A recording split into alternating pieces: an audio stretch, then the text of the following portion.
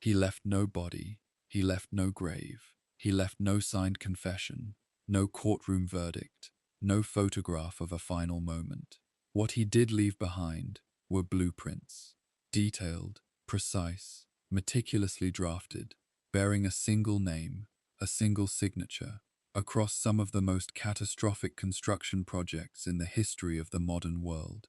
His name was Hans Kammler, and by the spring of 1945, he had simply ceased to exist. Most people who shaped the machinery of the Second World War ended their stories in a recognizable way. Some were captured, some stood trial, some were hanged, some fled. But this man, an engineer by training, a bureaucrat by temperament, and a true believer by choice, managed something that historians and intelligence agencies spent decades trying to explain. He walked into the collapsing wreckage of the Third Reich and stepped out the other side, leaving behind only questions, competing accounts, contradictory testimonies, and files that, according to at least one American archivist, appeared to have been deliberately cleaned. Tonight, or this evening, or whatever quiet hour has brought you to this particular corner of history, settle in. This is a story that will take a while. It should take a while, because the life of Hans Kammler was not a simple story, and it did not have a clean ending.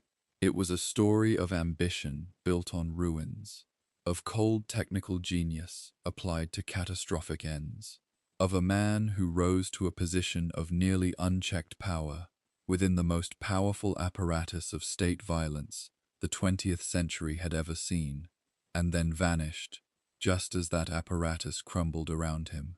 If you are here to sleep, let the story carry you. If you are here to learn, hold on to what follows.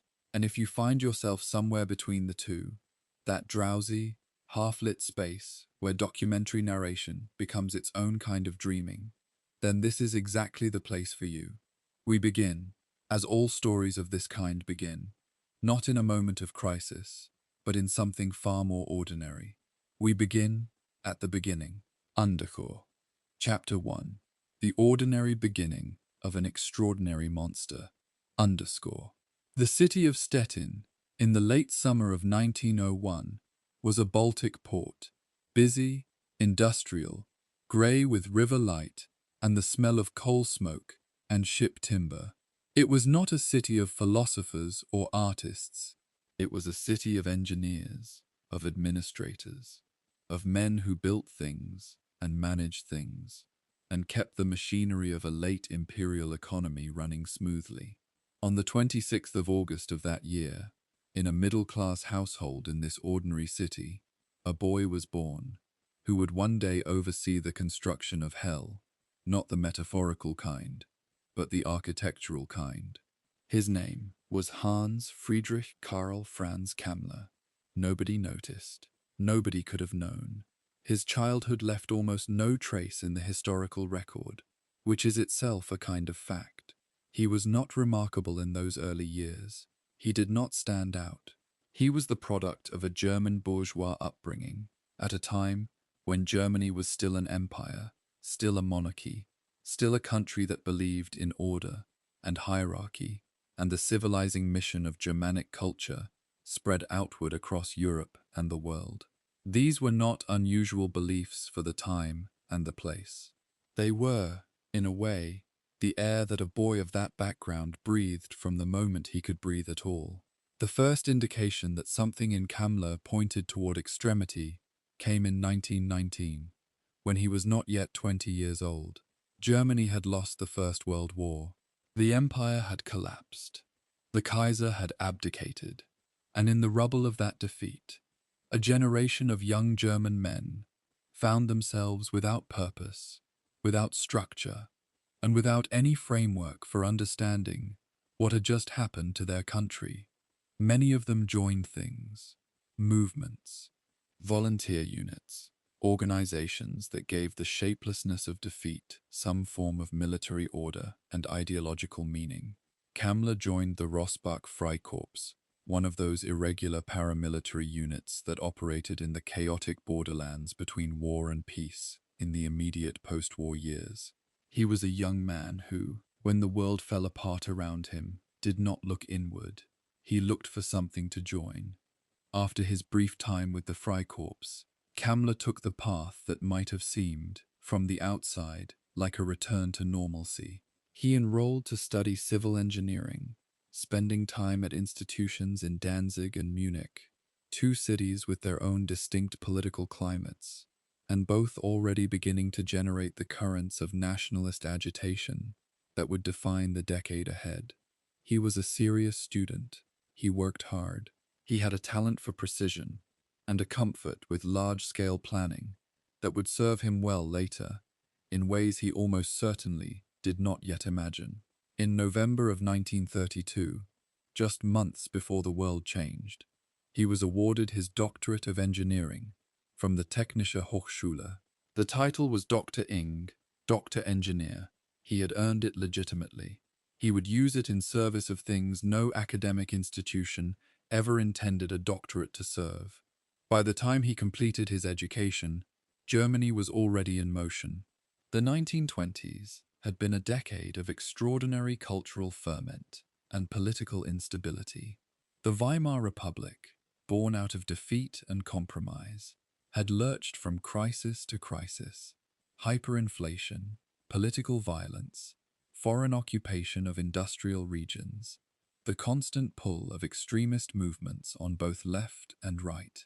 By the early 1930s, the National Socialists, under Adolf Hitler, had transformed from a fringe street movement into the largest political party in the Reichstag. The country was tilting, and educated men across Germany were making choices about which side of the tilt to stand on. Kammler made his choice early. In 1931, a full 2 years before Hitler came to power, he joined the Nazi Party. This was not the decision of a man following the crowd. This was the decision of a true believer. What drove that belief? The historical record offers some answers, though none of them fully satisfy. We know that Kammler was attracted to the Nazi conception of technology as an expression of racial and national superiority. One historian described the mindset of engineers like Kammler as seeing no contradiction between notions of blood and soil and the methods of modern organization and technology. They believed that modern engineering, rational, systematic, efficient, was itself an expression of Germanic civilization's superiority over the chaotic, primitive world around it. They believed that building things, great things, powerful things, was a form of national destiny.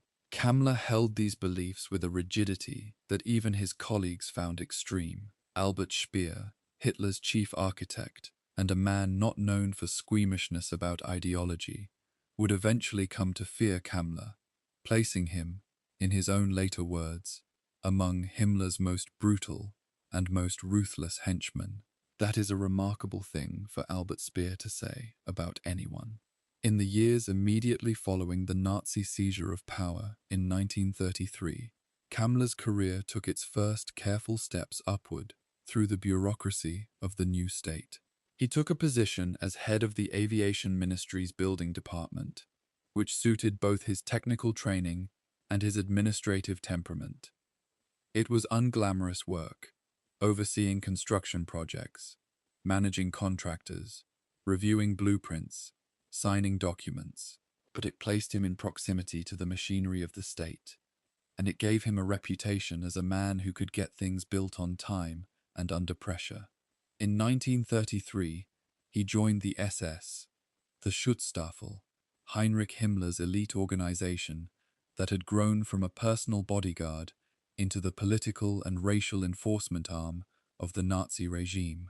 His first assignment within the SS was, on the surface, almost comically mundane: leadership of the Reichsbund der Kleingärtner und Kleinsiedler, the Reichsfederation of allotment gardeners and small homeowners. He was, technically, overseeing the administration of garden plots. Nobody would have looked at Hans Kammler in 1933 and seen the future. But the future was already being assembled, piece by piece. in ways that none of the individual pieces seemed to suggest. Germany was rearming. The SS was expanding. The bureaucracies of racial ideology were being institutionalized, given office space and budgets and filing systems and personnel. A man of Kammler's particular combination of technical skill and ideological commitment was exactly the kind of instrument that the SS needed as it grew from a political organization into something that would eventually function as a state within a state, with its own economic empire, its own military units, and its own construction projects of a scale and nature that no one in 1933 could quite have imagined. He worked through the mid-1930s with the quiet diligence of a career bureaucrat. He accumulated credentials. He impressed superiors. He demonstrated, repeatedly, that he was the kind of man who could take a project, however large, however complex, however morally indifferent it required him to be, and deliver results. In 1934, he produced a written treatise about the expansion of Germany eastward, in which he argued that the subjugation of that territory would require the elimination of somewhere between 20 and 30 million people. He was 33 years old. He wrote it down. He put it in a document. He signed his name to it. That fact alone tells you almost everything you need to know about the man's inner architecture. He was not someone who fell into atrocity by accident or pressure. He thought his way there, calmly, with the same systematic precision he applied to everything else. When you look at the trajectory of Hans Kammler's early life, the Freikorps at 18, the party card at 29, the SS uniform at 31, the blueprint for mass killing at 33, you are not looking at radicalization in the way we sometimes use that word, as if it describes a process of contamination from the outside. You are looking at the steady and deliberate expression of a worldview that was, for him, coherent from the beginning. He believed in a Germany of racial hierarchy and technical mastery. He believed that the barriers between what needed to be done and what morality would normally prohibit were simply engineering problems. He would spend the rest of his career proving that he meant it. Chapter 2. The Architecture of the SS Empire. There is a version of this story that moves quickly, that leaps from the ordinary beginning to the extraordinary horror, from the garden administrator to the construction chief of the death camps, as if the middle part were obvious. But the middle part is not obvious. The middle part is where the machinery was assembled, where a bureaucracy grew into an empire, and where a man like Hans Kammler found the structure that would allow his particular combination of talents to expand into something monstrous at a scale that would not have been possible without that structure. To understand Kammler, you have to understand the SS, not as a simple organization of uniformed villains, but as a genuine institutional ecosystem with its own internal politics, its own economic logic, and its own career ladder. By the late 1930s, the SS under Heinrich Himmler had grown far beyond its original function. It had become, in effect, a parallel government, with its own intelligence service, its own economic enterprises, its own armed forces, and its own construction arm. The construction arm was the part that mattered most to Kammler's trajectory. The SS required buildings, barracks, administrative offices, training facilities, research centers, and as the regime's ambitions expanded, so did the scale and nature of what needed to be built. In 1938, Kammler formally joined the Allgemeine SS, the General SS, and began moving through the bureaucratic structures that would eventually land him at the center of the organization's most consequential construction operations. His ascent through the SS hierarchy in these years followed a pattern that will be familiar to anyone who has studied how large bureaucracies work. He identified the people who mattered. He cultivated relationships with them. He delivered on his commitments. He made himself useful. He was eventually attached to the office of Oswald Pohl, the head of the SS main economic and administrative office, known by its German acronym WW2, which was the central command structure for the SS's vast economic empire, including its use of prisoner labor. This was not a peripheral appointment. The WVHA was, in a very real sense, the administrative spine of the Holocaust's industrial dimension. It managed the concentration camp system. It managed the forced labor programs. It managed the construction of everything the SS needed built. And Kammler, as Pohl's deputy, and then as the chief of Office C, the Construction and Engineering Division, was positioned at a node of this administrative network that gave him oversight of projects that would, within a few years, stretch across occupied Europe. In June of 1941, Kammler joined the Waffen-SS, the armed, military wing of the organization. This was partly a matter of administrative formality, partly a matter of rank advancement. The Waffen-SS offered a clearer path to the higher general officer grades that Kammler was by now clearly aiming for. His ambition was not in question. His superiors noted it. His subordinates felt it. He was the kind of man who knew exactly where he wanted to end up, and who worked toward that destination with a focus that could look, depending on your perspective, like dedication, or like something colder and more calculating than dedication. What did Office C actually do in these years? On paper, it designed and built facilities. It managed construction contracts and labor allocation. It reviewed architectural plans and approved expenditures. In practice, and this is the part where the bureaucratic language begins to break down, it designed and built concentration camps, extermination camps, the physical infrastructure of mass murder. Kammler was the chief of the office, responsible for deciding where the barracks would go, how many people they would hold, how the perimeter fencing would be arranged, how the administrative buildings would be positioned relative to the work sites, and, as the camps evolved into something beyond concentration, into something that defies ordinary vocabulary, how the facilities for mass killing would be designed and constructed. He was, in the most precise and technical sense of the word, the architect of the Holocaust's physical form. The historian Michael Thad Allen, who spent years studying the SS's economic and construction operations, described Kammler as a man in whom technological competence and extreme Nazi fanaticism coexisted in the same man. That phrase is worth sitting with for a moment, not because it is surprising, but because it is exact. There was no contradiction, in Kammler's mind, between being good at his job and being utterly without moral restraint in how he applied that skill. The job was engineering. The engineering happened to serve genocide. For Kammler, that was not a moral problem. It was a technical context. By the time he had fully established himself within the WVHA and Office C, Kammler had built a remarkable degree of institutional authority. He was known to scrutinize the ideological commitment of his subordinates as carefully as he scrutinized their technical qualifications, incorporating both into decisions about their duty assignments and promotions.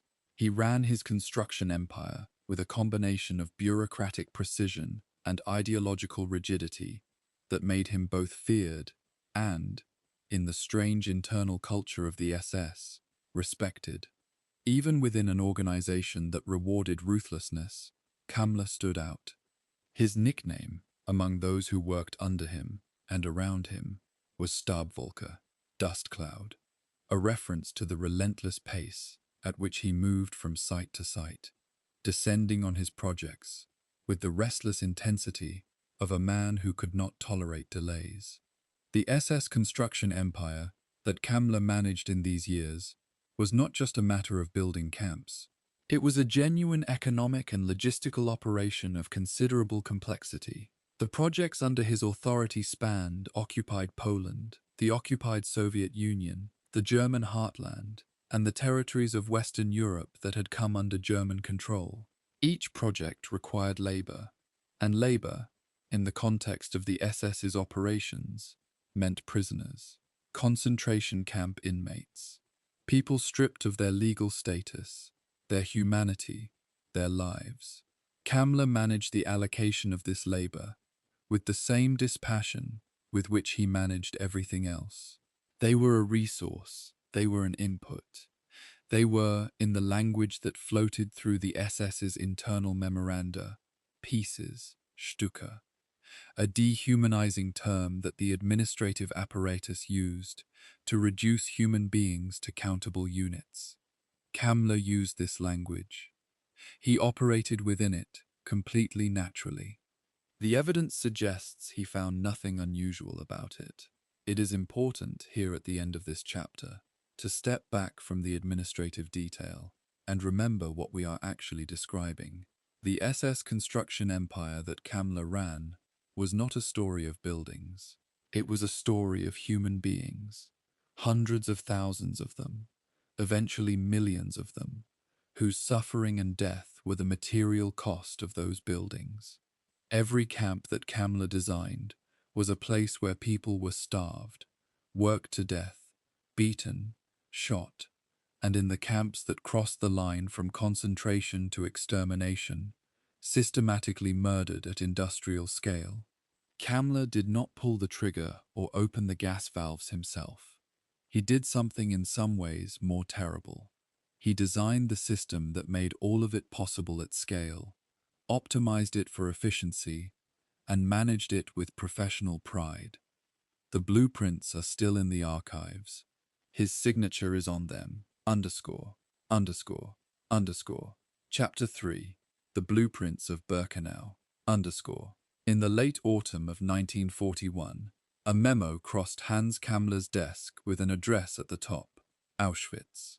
The camp at Auschwitz had existed since 1940 as a concentration camp, a brutal place of forced labor and deliberate cruelty, but one that had not yet been transformed into what it would become.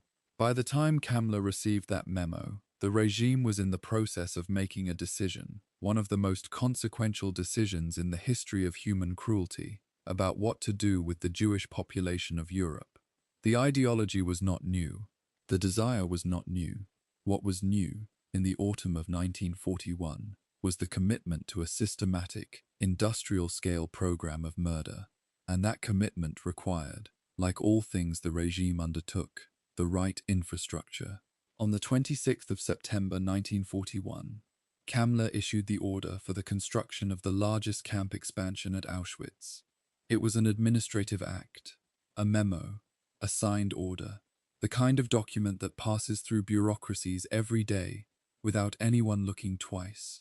In this case, the document ordered the construction of Birkenau, the adjacent extension to the original camp that would, over the following years, become the site of the largest single act of mass murder in recorded history. Kammler did not write the policy that drove Birkenau's function. He did not devise the ideology behind it. What he did was translate that ideology and that policy into concrete plans, into measured distances between fence lines, into calculated prisoner capacity per barrack block, into specifications for the crematoria that would eventually be built to handle the impossible human arithmetic of what was happening there. In December of that same year, 1941, Kammler sent an update to Himmler about the progress of construction at Auschwitz-Birkenau and at Majdanek, another camp being built simultaneously in occupied Poland. His tone was professional and slightly frustrated. Construction was delayed, he reported, due to freezing weather, a shortage of materials, and insufficient labor. He was not reporting on human suffering. He was reporting on a construction schedule. The distance between those two things, the administrative language and the human reality it described, is perhaps the most vertiginous aspect of reading these documents today. He was talking about building places where people would be murdered, and his concern was that the weather was slowing things down. By late March of 1942, the systematic mass deportation of Jews to Auschwitz had begun. The camp that Kammler was building was not yet complete. The facilities were not yet at their full operational scale. But the people were arriving nonetheless. transported from across occupied Europe in conditions of deliberate degradation, arriving at a place that was still, in some physical sense, a construction site. The interaction between the arriving prisoners and the ongoing construction was not incidental. The arriving prisoners became the construction labor. The slave laborers who were building the camp were building the place in which they and others like them would die. This was not an unintended irony. It was, in the cold calculus of SS administration, a feature. In the summer of 1942, Kammler supervised the planning and approval of new crematoria at Birkenau. The scale of the planned facilities was extraordinary, designed, in the documentation of the time, to handle the burning of up to 120,000 corpses per month. These were not vague aspirational figures. They were engineering specifications. They told you, in precise technical language, the capacity that the facility needed to achieve, and they drove the architectural decisions that followed: the layout of the buildings, the positioning of the furnaces, the ventilation requirements, the logistical flow from one part of the facility to the next. Kammler's great innovation, if that word can be applied without flinching, was to convert what had originally been designed as underground morgues into functional gas chambers, and to add a small freight elevator to carry bodies up to the crematoria above. It was a practical engineering solution to a logistical problem. The problem was the industrial processing of mass murder. The solution was an elevator. The detail of the elevator is not a detail that historians dwell on for its shock value. It is a detail that matters because it illustrates something specific about Kammler's mode of operation. He was not simply approving plans drafted by others. He was actively engaged in the technical problem-solving, down to individual design elements, of how to make the killing facilities work more efficiently. His involvement was granular. He reviewed barracks dimensions. He approved perimeter fence designs. He signed off on the positioning of watchtowers relative to the prisoner population that the camp was designed to hold. The historian Nikolaus Wachsmann concluded that Kammler was intimately involved in all the major building projects in Auschwitz. The word intimately carries a particular weight in that sentence that its author almost certainly intended. Beyond Auschwitz-Birkenau, the construction operations under Kammler's authority extended to camps across occupied Europe: Majdanek in occupied Poland, Sobibor. The expansion of the camp system was a continuous, evolving project that Kammler managed with the same administrative energy he brought to everything else. By the time the Holocaust was in its full operational phase in 1943, the physical infrastructure of the killing, the camps, the gas chambers, the crematoria, the railway sidings, the processing facilities, had largely been built under his direction. The architecture of genocide bore his signature, literally. Work orders, construction approvals, planning documents, found in archives in Poland and Germany and the United States, carry his name. He could not claim, as some later tried to, that he did not know. He knew everything. He had approved everything. In many cases, he had personally designed the critical details. In the spring of 1943, Kammler's construction unit was given another task: the razing of the Warsaw Ghetto. By this point, the ghetto had been the site of the uprising that bore its name, a remarkable act of armed resistance by the surviving Jewish population of Warsaw against the overwhelming force of the SS and Wehrmacht units sent to liquidate it. The uprising was suppressed, and in its aftermath, Kammler's engineers moved in to demolish what remained, to erase, physically, the structures that had housed hundreds of thousands of people who were now, in their vast majority, dead. This was construction in reverse. The systematic destruction of an urban area, carried out with the same professional efficiency that Kammler brought to building things. He was building the camps that received the deportees from the East. Now he was erasing the physical traces of the places from which those deportees had been taken. His fingerprints were on both ends of the process. Through all of this, Kammler continued to rise. His rank within the SS advanced in step with the scale of the projects he managed. His relationship with Himmler deepened. The SS chief valued men who could operate at scale without flinching, and Kammler was demonstrably that kind of man. He was, in the internal culture of the SS, a rising star. What is strange, in retrospect, is not that he rose. Within the logic of that institution, his advancement was entirely consistent. What is strange is how little known he was outside the internal circles of the SS and the Reich's bureaucracy. Albert Speer knew who he was. Himmler knew who he was. The engineers and architects who worked under him knew who he was. But the wider world, even the wartime world of Allied intelligence, which was watching Germany closely, had only a partial and incomplete picture of a man who was, by 1943, one of the most powerful figures in the Reich's administrative machinery. It would not remain incomplete for long, because in the summer of 1943, everything was about to change. The British Royal Air Force was about to deal a significant blow to the German rocket program, and the response to that blow would put Hans Kammler on a path that transformed him from a bureaucrat of genocide into something the regime had never quite had before. A single man, with control over the most advanced technology in the world, and the slave labor empire to build it. Undercore. Chapter 4. From Death Camps to Rocket Factories. Undersaw. On the night of the 17th of August, 1943, several hundred Royal Air Force bombers flew north over the Baltic and turned east toward a peninsula on the German coast called Peenemünde.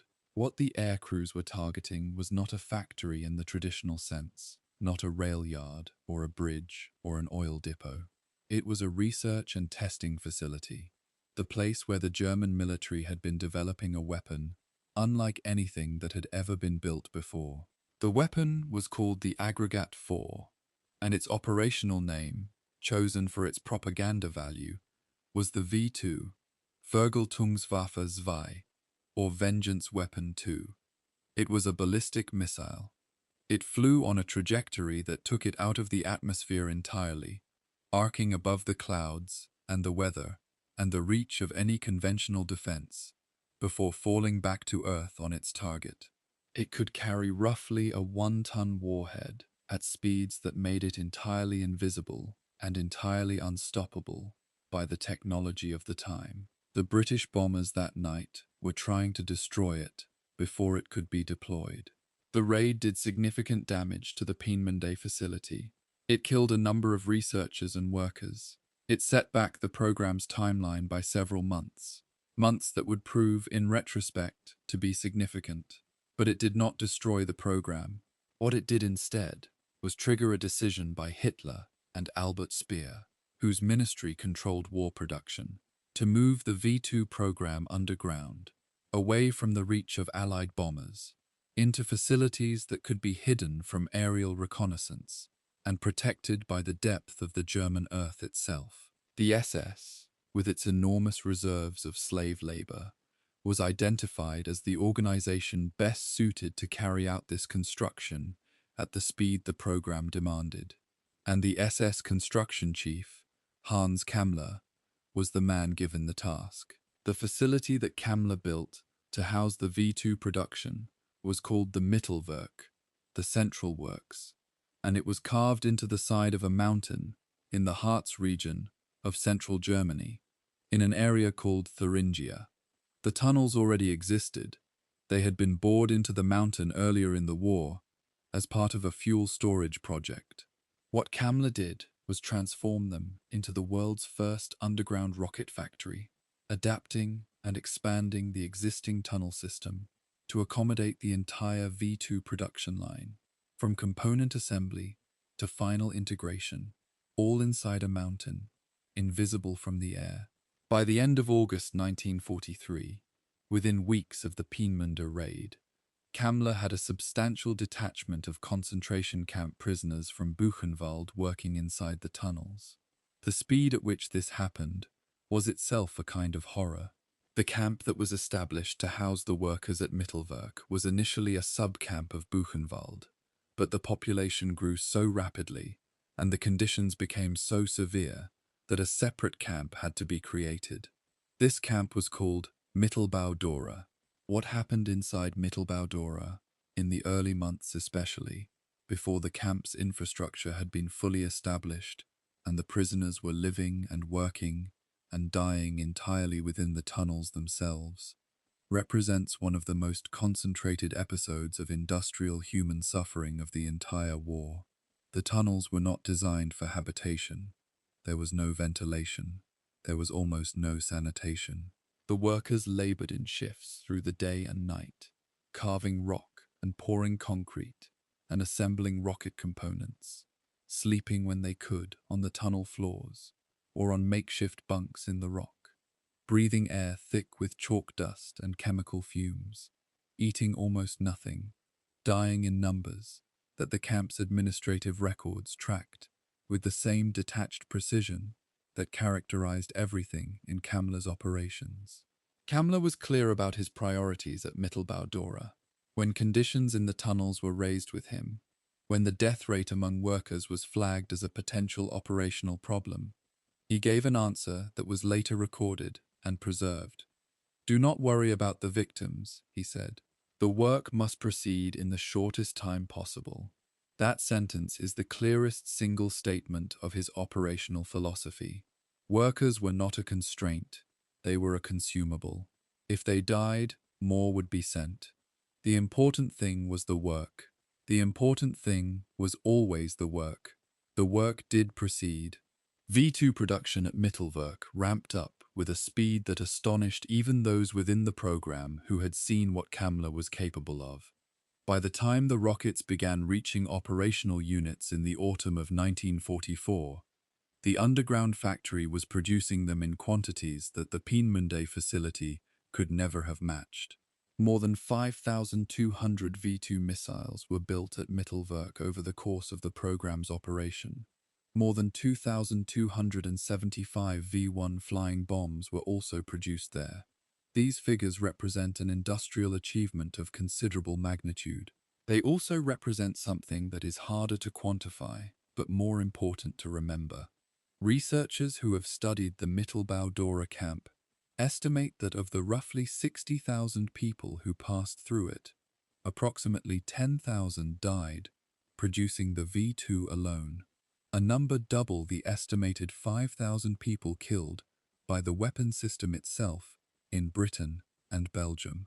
More than 20,000 died at the camp in total, across its entire period of operation. The weapon killed more people being built than it killed being used. Alongside the V2, Kammler's growing empire now encompassed the production of the Messerschmitt Me 262, the world's first operational jet fighter, an aircraft that was, by the standards of the time, frighteningly advanced. In April 1944, Hitler gave Kammler full control over jet aircraft production. This was a remarkable transfer of authority. A man who 18 months earlier had been primarily known as the SS's construction administrator was now controlling the development and production of the most advanced aviation technology in the world. His empire had expanded from concrete and steel into aluminum alloys and jet engines, from the architecture of death camps to the architecture of supersonic flight. The expansion said something important about how the regime worked in its final years.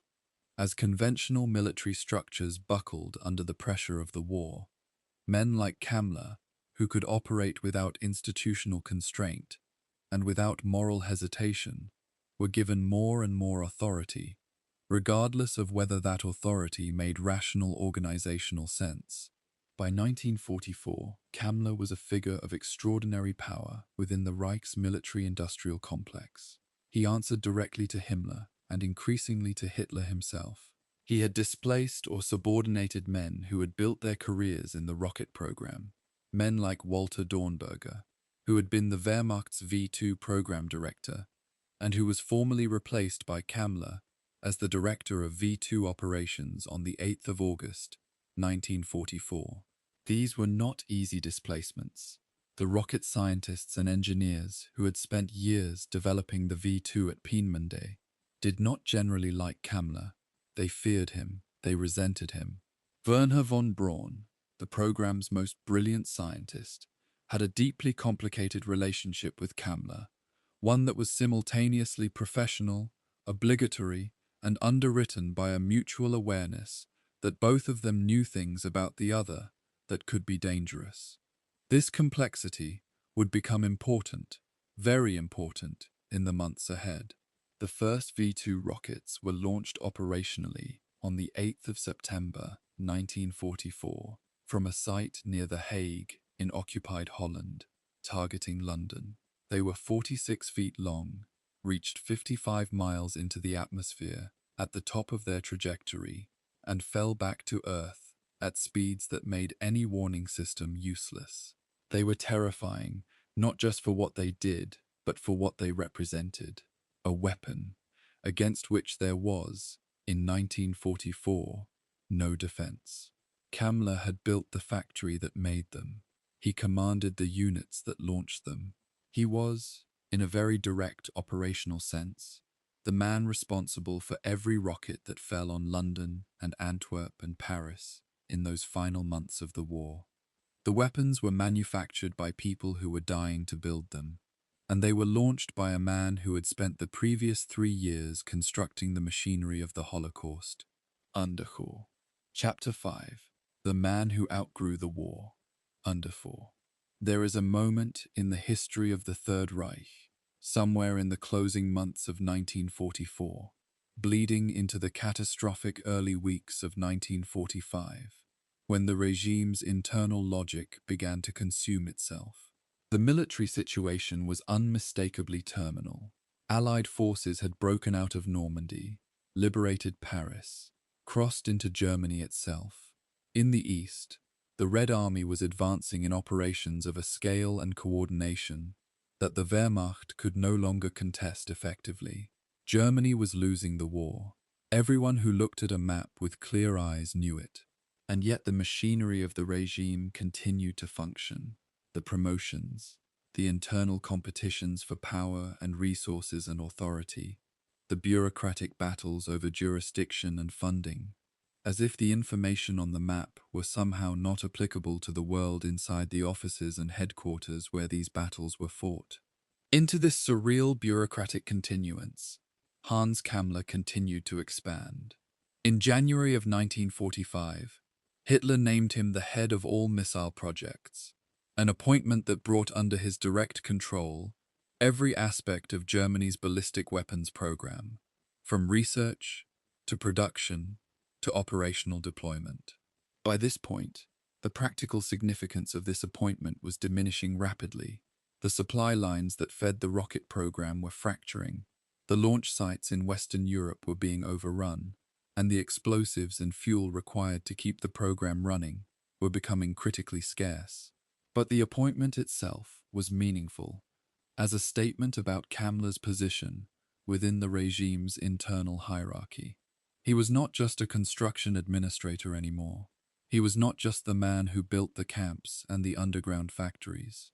He was now, formally, the singular authority over the most advanced weapons system Germany possessed.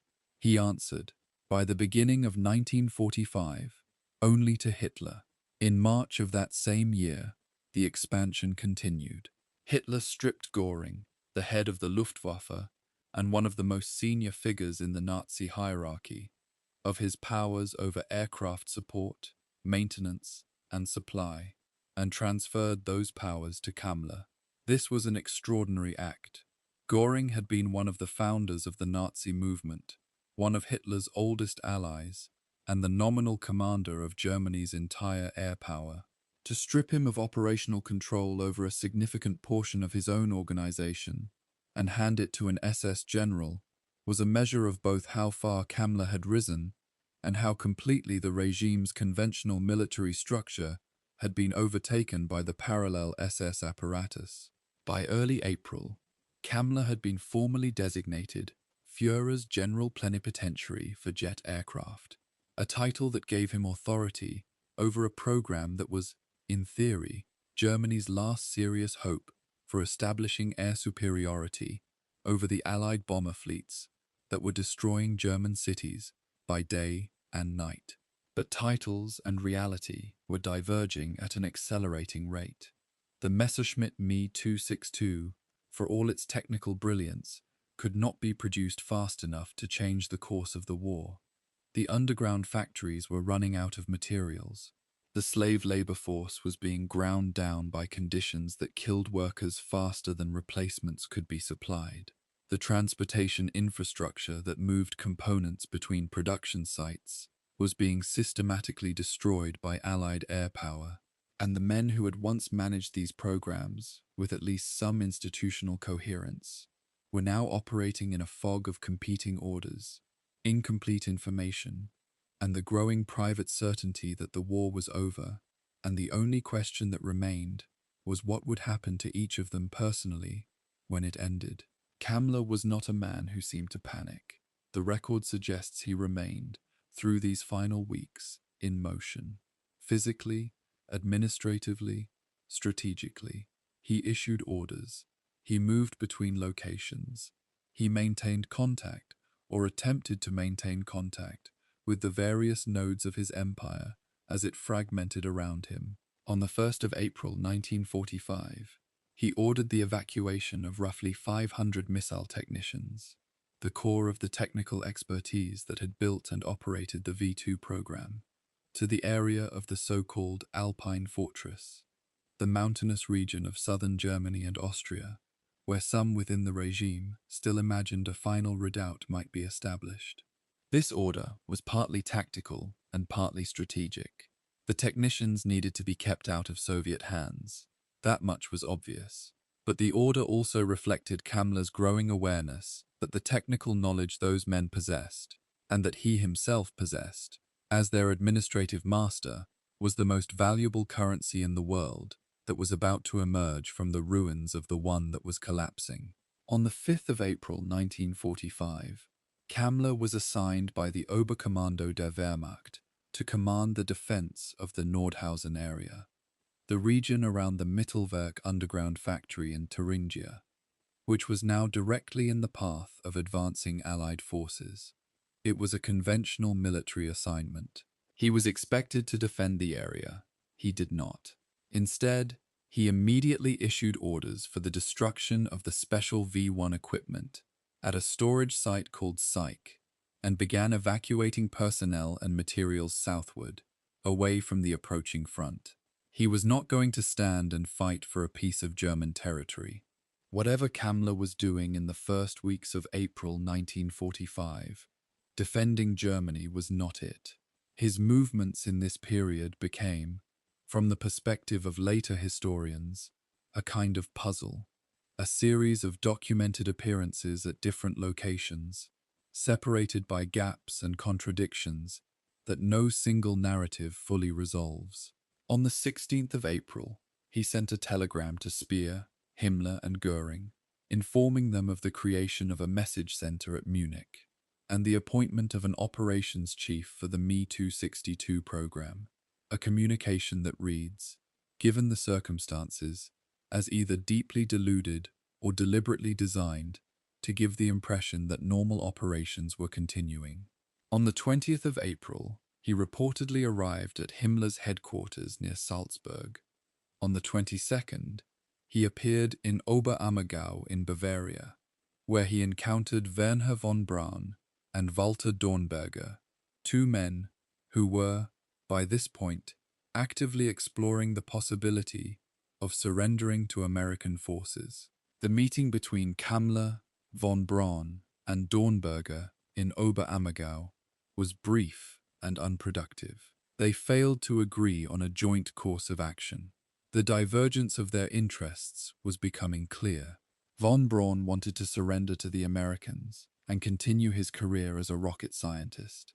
He had already taken steps to make contact with Allied forces. Kammler's situation was different. He was not a scientist whose technical knowledge made him a candidate for rehabilitation. He was a man whose administrative record included the construction of death camps and the management of a slave labor empire that had killed tens of thousands of people. He could not walk into an American camp and offer his services the way von Braun could. His currency was different. What he had to offer was not expertise in rocket science, but something potentially more valuable. Detailed knowledge of where the assets of the V-weapons program had been hidden, where the documents were, where the personnel were, and where the physical equipment had been concealed in the chaos of the final weeks of the war. He knew the locations of things that both the Americans and the Soviets desperately wanted. That knowledge was, potentially, a bargaining chip. But to use it, he needed to find the right buyer before time ran out. From Oberammergau, Kammler moved eastward and then south, following a path through Austria that becomes harder to trace with each passing day. He appeared at the Villa Mendelssohn in Ebensee, the headquarters of an SS operations unit and the site of a concentration camp and arms factory that fell within his administrative domain. He appeared to give orders and then withdraw. He seemed to be moving without a fixed destination, maintaining the external form of command activity while navigating, quietly, carefully, toward some outcome that he had already begun to calculate. Chapter 6. The Last Known Hours. The first days of May 1945 were extraordinary in their compression. In Berlin, the Red Army was fighting its way through the capital, block by block. Hitler was dead. He died by his own hand on the 30th of April, and the Nazi state was dissolving with a speed that few had believed possible even weeks earlier. Across Germany, in forests and towns, and along roads clogged with the wreckage of a defeated army, millions of soldiers and civilians and administrators were trying to figure out what to do next. Some fought on. Some surrendered immediately. Some tried to disappear, to shed their uniforms, assume new identities, and walk away from what they had done into whatever world was about to be built from the rubble. Hans Kammler's precise movements in these days are a matter of testimony and conjecture, with the two categories overlapping in ways that make absolute certainty impossible. What is known is that on the morning of the 4th of May, he gave an order from the Villa Mendelssohn at Ebensee for the immediate transfer of his SS Special Inspection Unit to Prague, a move that even some of his own subordinates reportedly described as a suicide mission, given how rapidly the situation in Bohemia was deteriorating. He then drove in the direction of Linz, a city that was captured by American forces on the 5th of May, and at some point in that journey became separated from others in his convoy, including a senior colleague named Karl Sauer. On the 6th of May, one day before Germany's unconditional surrender, he was allegedly seen by Gottlob Berger, the head of the SS main office, in a town called Kirchdorf in the Tyrol, roughly 200 kilometers west of where he had been the previous day. The geography of these movements, the distances, the directions, the apparent absence of any coherent destination, suggests a man in motion rather than a man with a plan, or perhaps a man whose plan required him to be somewhere specific by a specific time, and who was navigating toward that somewhere through the chaos of a country in the act of complete institutional collapse. On the 7th of May, British intelligence intercepted a radio message bearing Kammler's signature, addressed to an SS unit at a concentration camp called Leitmeritz in Bohemia, a site believed to have been involved in secret weapons production, requesting a status report on the arrival of his staff. It is unclear whether this message was sent before or after some kind of encounter with Allied forces. It may have been sent from custody. It may have been sent to create a paper trail or to disrupt one. The British intelligence analysts who intercepted it noted its existence, but could draw no firm conclusions from it. By this point in the war, the signal traffic flowing through the collapsing Reich's communication systems was a chaos of authentic orders, panicked requests, deliberate deceptions, and transmissions sent by people who were still pretending, for whatever reason, that the institutional structure they had served still existed. After the 7th of May, Kammler vanished. Not metaphorically, not in the sense that he became less prominent. He disappeared from the documentary record entirely, leaving behind a set of competing accounts that have fueled decades of historical investigation and, in some cases, speculation that goes far beyond what the evidence supports. The accounts that emerged in the years immediately following the war were, almost uniformly, accounts of death. Multiple individuals who had known Kammler came forward to say that he had died by his own hand, by cyanide poisoning, somewhere in the Czech borderlands in the final days of the war. His driver, Kurt Proik, gave a sworn statement that he had personally seen Kammler's corpse and been present at his burial. Another wartime aide, Heinz Joiner, confirmed this account, specifying the 7th of May as the date of death and cyanide as the cause. On the basis of these testimonies, provided by men who had every reason to give the account they gave, and whose statements courts and historians have subsequently judged to be unreliable, the District Court of Berlin-Charlottenburg officially declared Hans Kammler dead as of the 9th of May, 1945, in a ruling handed down on the 7th of September, 1948. The ruling was initiated by Kammler's wife, Jutta, who had petitioned for the death declaration just 2 months after the war's end, a speed of administrative action that, in retrospect, strikes some researchers as itself meaningful.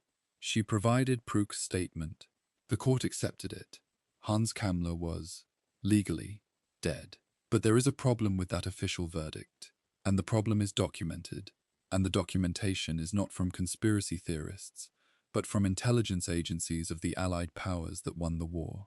On the 2nd of November 1945, nearly 6 months after the date on which Kammler was supposedly dead, and already buried in an unmarked Czech grave, Brigadier General George Clement MacDonald, the Director of Intelligence of the United States Air Forces in Europe, acting under explicit authority from Washington, commissioned the interrogation of Hans Kammler, assigning the task to a chief investigator named Ernst Englander, and expressing particular interest in German underground installations. You do not commission the interrogation of a dead man.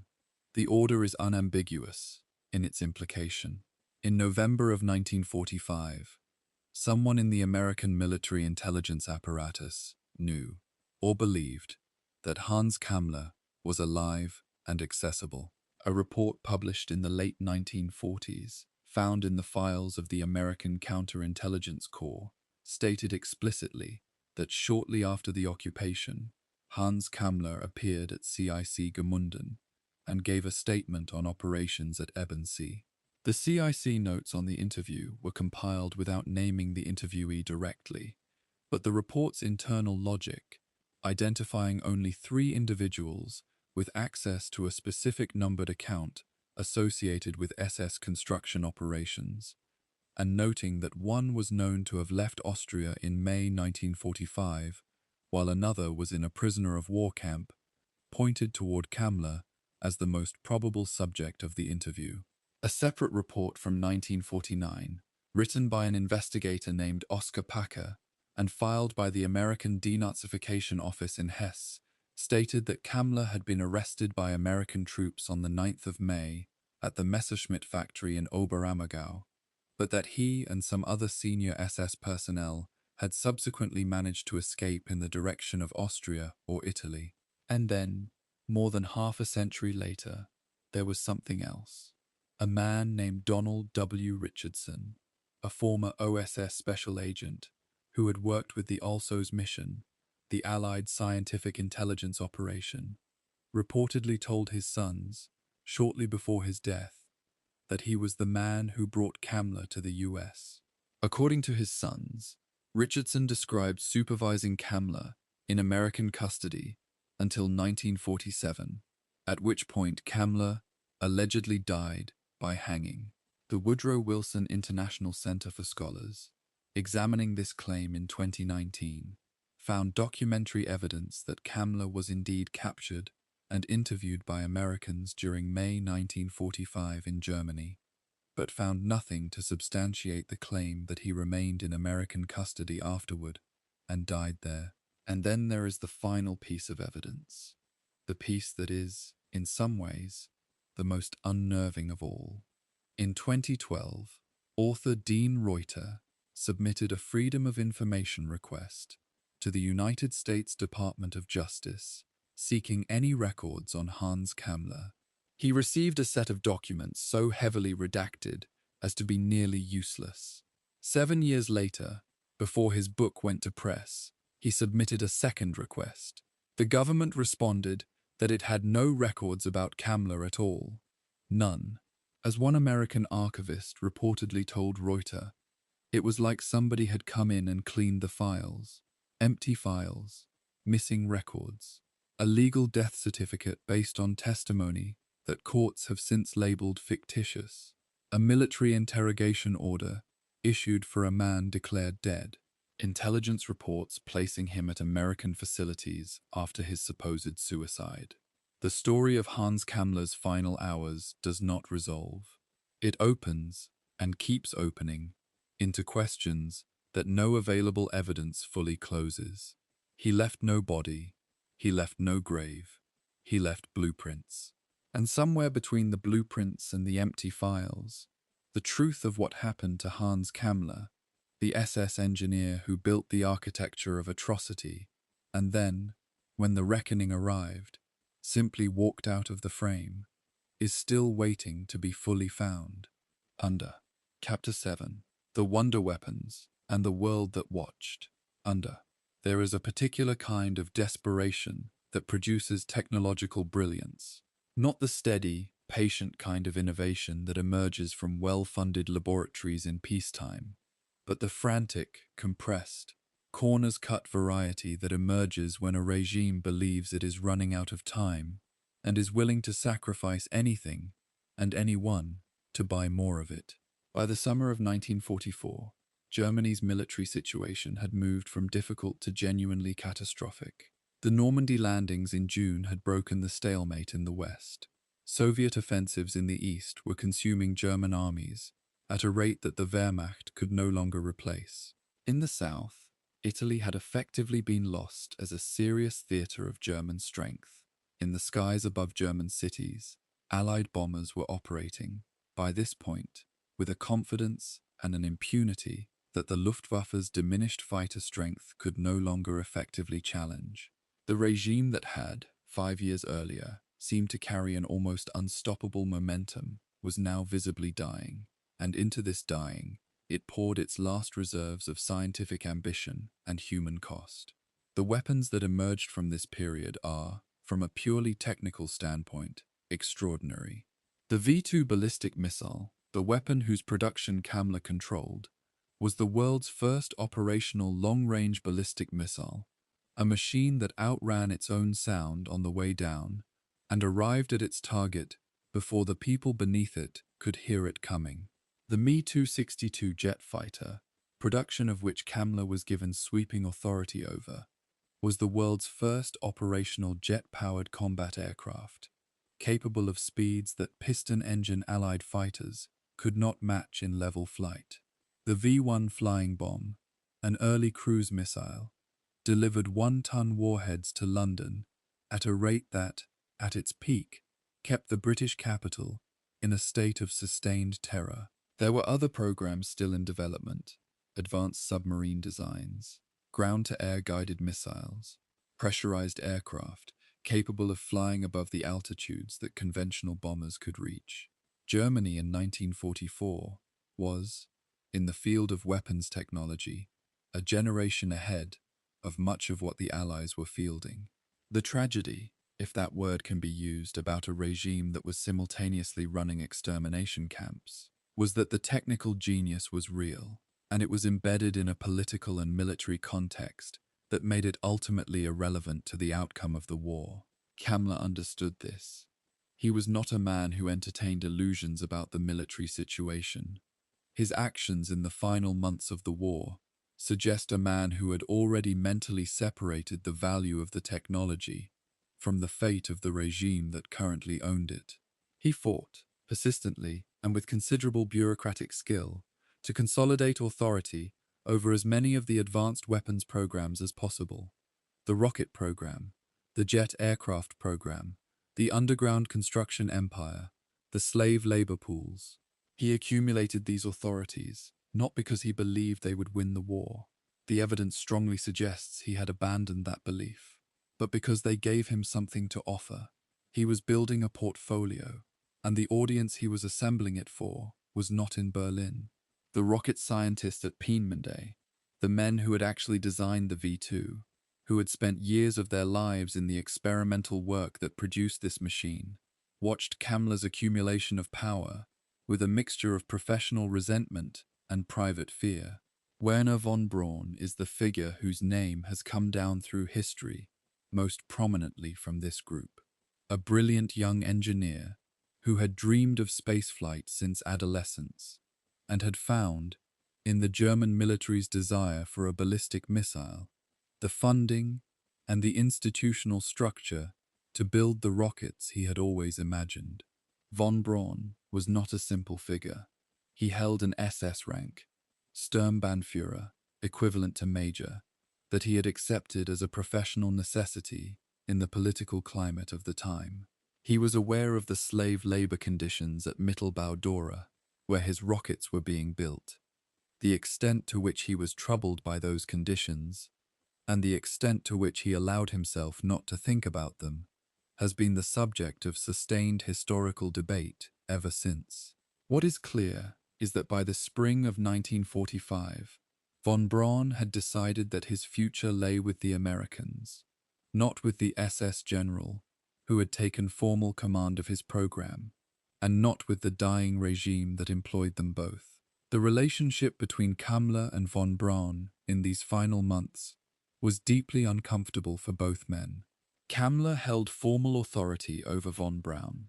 He could, in theory, have had him arrested, and in fact, von Braun was briefly arrested in February 1945 on charges that have never been fully clarified, though they appeared to relate to defeatist comments he had allegedly made about the war's outcome and Germany's prospects for space exploration in the post-war world. He was released after several weeks, partly through the intervention of Walter Dornberger, who argued that arresting the V2's chief designer was not conducive to the continued operation of the program. Kammler signed off on the release.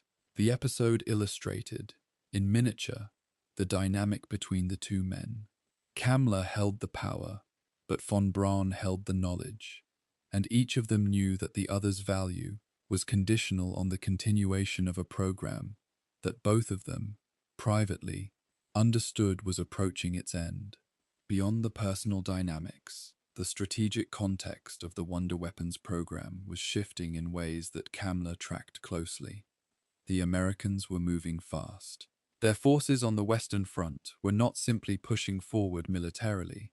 They were also advancing with a specific intelligence and scientific mission: the identification, collection, and where possible, the removal of German scientific and technical personnel, equipment, documents, and physical assets before the Soviets could reach them. This mission operated under several organizational frameworks, most prominently the ALSO's mission, which was focused specifically on Germany's nuclear and advanced weapons programs, and the broader CIOS and TICOM operations that covered the full range of German technical intelligence. The Germans who were paying attention knew that this effort was underway. Kammler, whose intelligence sources within the SS apparatus were still partially functional in the spring of 1945, was certainly one of those who knew, and his movements in the final weeks of the war suggest that he was navigating toward the Americans with the specific intention of making himself useful to them. The question that has never been fully answered is whether the Americans found him sufficiently useful to make a deal. The evidence for such a deal is suggestive, but not conclusive. The redacted files, the missing records, the interrogation order issued in November of 1945, the CIC report of an interview. These pieces point in the same direction without quite arriving at a destination. What they suggest is that Kammler did make some form of contact with American intelligence, and that American intelligence did find him sufficiently interesting to engage with, at least briefly. Whether that contact resulted in a formal arrangement, a deal of the kind that Operation Paperclip provided for scientists like von Braun and dozens of others, is something that the available documentary record does not clearly resolve. It is possible that it did, and that the evidence of such a deal was subsequently removed. It is also possible that Kammler's contact with the Americans was brief and unproductive, and that he subsequently escaped through other means, or died, as the official German court declared. What is not possible, given the available evidence, is simply dismissing the question. The wonder weapons themselves, the V2s, the Me-262s, the production facilities, the research files, became, in the immediate post-war period, objects of intense competition between the Americans and the Soviets. Both powers sent teams into Germany to collect whatever they could find.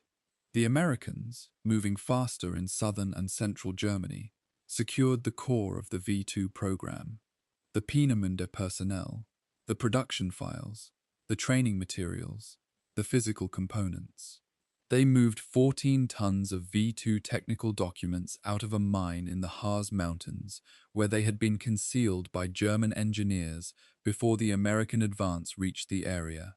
They shipped more than 100 complete or near-complete V2 missiles back to the United States, and they brought with them, under Operation Paperclip, more than 100 German scientists and engineers, including von Braun himself, who would spend the next 2 decades building the rocket technology that eventually put Americans on the moon. The Wonder Weapons program, stripped of its ideological context and its slave labor infrastructure, was transplanted into American soil and grew there into the foundation of the space age. The debt that the post-war space program owed to the horrors of Mittelbau Dora was real and documented and uncomfortable, and was for many years not discussed in the celebratory narratives of American achievement in space. In this context of frantic salvage and strategic repositioning, Kammler's knowledge had a specific and considerable value. He knew not just the V2 program, but the entirety of the SS's construction and weapons empire, the locations of the underground factories, the identity and whereabouts of key personnel, the contents of documents that had been hidden before the advance, the details of programs that were still only partially visible to Allied intelligence. He was, in the spring of 1945, a human map of the Reich's most sensitive technical and industrial secrets. Whether the Americans chose to read that map, and under what terms, is the question at the center of the mystery that his disappearance created. And it is a question that, depending on which evidence you choose to weight, can lead you to very different conclusions about what happened to him, and about what kind of institution the American intelligence apparatus was willing to be in those early, urgent, morally ambiguous months after the war. The wonder weapons could not save Germany. Nothing could save Germany by the summer of 1944, but they proved, in the end, to be Hans Kammler's most valuable asset, not as weapons, but as leverage. And Kammler, who had spent his entire career turning assets into leverage, understood their value precisely. He had built the factories that built the weapons. He had managed the men who operated them.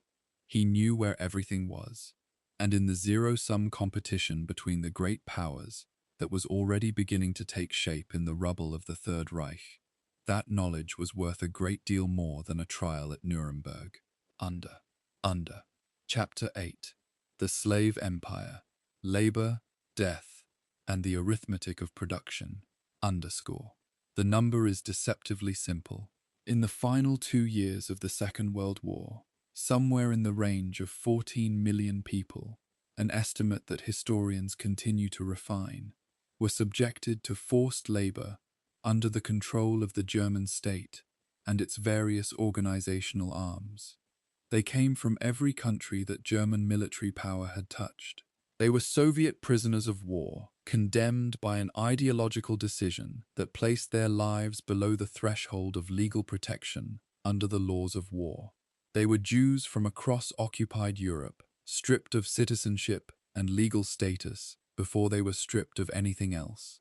They were Polish civilians, rounded up in operations that burned villages and executed resistors.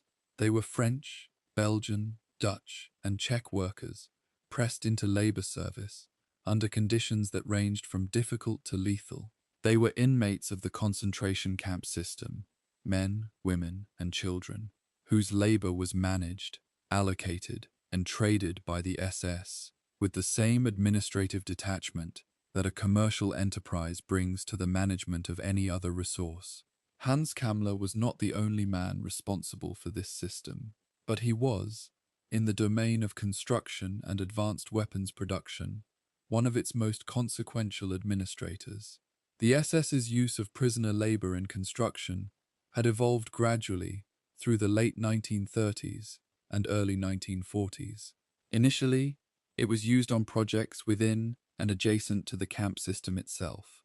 The construction of barracks, administrative buildings, the expansion of existing facilities.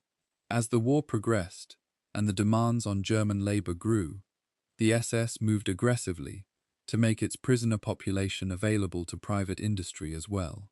Companies across Germany, and this is a dimension of the history that post-war Germany was slow to fully confront, paid the SS a daily fee for the use of prisoner labor. The fee was modest. The labor was, by definition, forced. The conditions under which the laborers worked ranged from harsh to deadly, and the SS, through offices like the WW2 that Kammler served, managed the allocation and administration of this labor as a profit center, returning revenue to the SS's own accounts and indirectly to the Reich treasury. The concentration camp system was not just a system of punishment and murder, it was a business.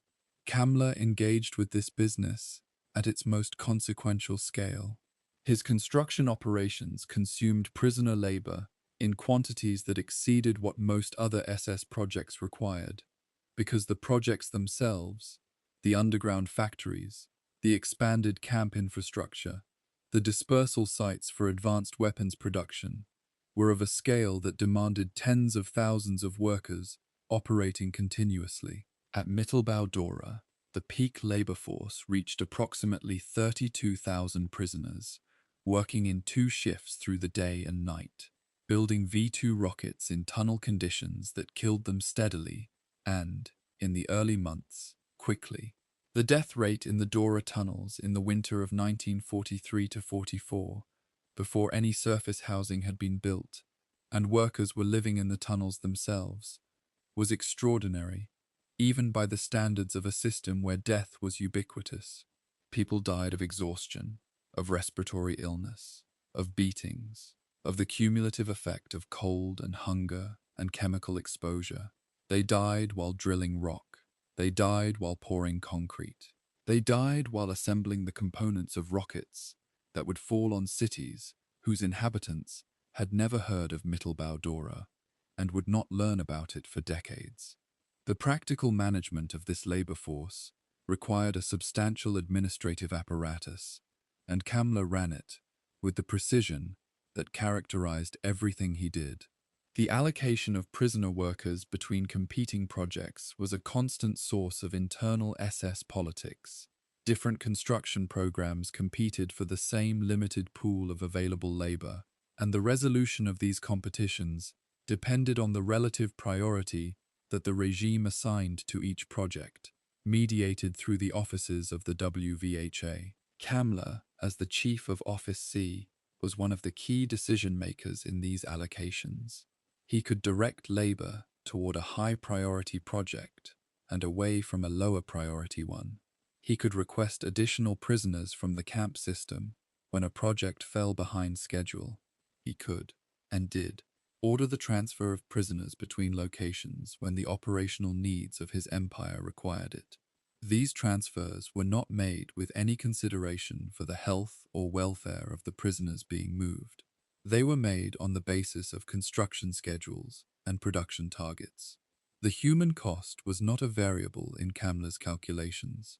Alongside the prisoner labor, Kammler's construction empire also used what the SS called civilian foreign workers, people from occupied territories who had been conscripted or coerced into labor service, and who lived in conditions that, while often better than those of concentration camp prisoners, still constituted forced labor in any meaningful legal or moral sense.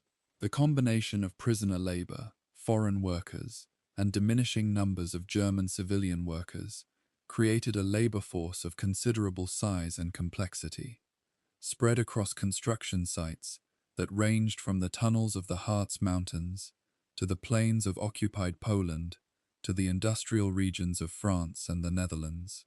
Managing this workforce, coordinating its allocation, and maintaining the construction schedules that the regime's weapons programs demanded was a genuinely complex administrative task, and Kammler, whatever his moral failings, was genuinely competent at it in a technical sense. The underground factories were built, the rockets were produced, the construction projects were completed, the SS empire was real, and it worked, in the narrow sense that large-scale forced labor construction programs can be said to work, precisely because Kammler ran it with the cold efficiency of a man who had never allowed any consideration, except operational effectiveness, to enter his thinking. The conditions at the various construction sites under Kammler's authority varied, but the variation was largely a matter of degree rather than kind. At some sites, the death rate was lower, at others, catastrophically high. At Auschwitz-Birkenau, where Kammler's construction teams had built the facilities, and where a large labor force of prisoners was engaged in ongoing construction work alongside the extermination operations, the death rate was shaped by the entire brutal context of a camp that was simultaneously a labor facility and an extermination center. At Mittelbau-Dora, as noted, the death rate in the early months was severe enough to attract notice, even within the SS, not out of humanitarian concern, but because workers were dying faster than production could justify. At a construction project at Gussenwerk, near Linz in Austria, another underground facility for the dispersed production of advanced weapons components, conditions were described by survivors as among the worst they had encountered anywhere in the camp system. The pattern was consistent. Wherever Kammler's construction empire operated, the human cost was high, the conditions were degrading, and the administrative response to worker deaths was a request for replacement workers rather than an investigation into causes. Post-war testimony from survivors of the various sites in Kammler's construction empire is extensive and has been compiled by historians over the decades since the war. The testimonies describe, with a specificity that makes them difficult to read even at a distance of more than 80 years, the daily reality of life under the construction regime that Kammler managed. The cold, the hunger, the arbitrary violence of guards, the collapse of physical strength under workloads that were designed for a full-strength adult male and were applied equally to people who were starving. The sight of fellow prisoners dying and being carried away, their deaths noted in administrative logs, and their numbers replaced by the next transport from the next camp. These testimonies are not abstract. They name individuals. They describe specific incidents at specific locations on specific days. They constitute a record that is, in aggregate, a testimony against one man's administrative choices, as much as they are a testimony about the system those choices served. The private industry dimension of Kammler's slave empire is a subject that deserves extended treatment, and it is one that post-war Germany was slow to fully confront. Companies that are today household names, companies whose products are bought in shops across the world, used SS prisoner labor in their wartime production facilities. They paid the SS for the privilege. They received the labor. They knew the conditions under which their workers lived. In some cases, company records survive that document this relationship with a clarity that makes the company's subsequent claims of ignorance or innocence difficult to sustain. Kammler, as the administrator of the SS's construction empire, was the institutional link between the camps that supplied the labor and the projects that consumed it. His office negotiated the rates, managed the allocations, tracked the productivity, and handled the administrative paperwork when workers died. He was not a distant figure in this process. He was its operational core. In the post-war reckoning, this dimension of Kammler's responsibility was largely overlooked. The Nuremberg trials addressed the leadership of the Nazi regime at a level of generality that left many of the mid-level administrators, the men who ran the actual machinery of the system rather than devising its ideology, outside the reach of prosecution. Kammler was declared dead and therefore never tried. The WW2 trial at Nuremberg, one of the 12 subsequent trials held under Allied authority, addressed Oswald Pohl and other senior SS administrators, but Kammler's absence from the proceedings meant that his specific role in the construction empire was never formally examined in the context of a criminal tribunal. His crimes were real, documented, and monstrous in their scale. But because he was legally dead, or because he was somewhere that made his prosecution inconvenient, the accountability that his record demanded was never delivered. The legacy of the slave labor empire that Kammler administered is not abstract, it is physical. The tunnels of Mittelwerk are still in the earth of the Harz Mountains, though access to them was restricted for decades, and the site remained contaminated for years after the war. The memorial at Mittelbau-Dora, established in the 1960s in what was then East Germany, documents the names and fates of the people who died there, maintaining the record that Kammler's administrative system once kept in a very different spirit. The blueprints that Kammler signed, the construction orders that bore his name, are in archives in several countries, available to researchers who know where to look. The architecture of the camps he built is gone, in most cases, demolished, either during the war in the chaotic retreat or afterward by governments that found the physical structures too difficult to face. But the record of what stood there, and what happened there, and who built it, endures. Hans Kammler built things designed to last. What has lasted, against his probable intentions, is the memory of what those things were for. Chapter 9. The Intelligence Hunt. What America Knew, and When. In the spring of 1945, as Allied forces crossed into Germany from both east and west, a different kind of operation was running alongside the conventional military advance, quieter, faster, and in some ways, more consequential for the decades that followed.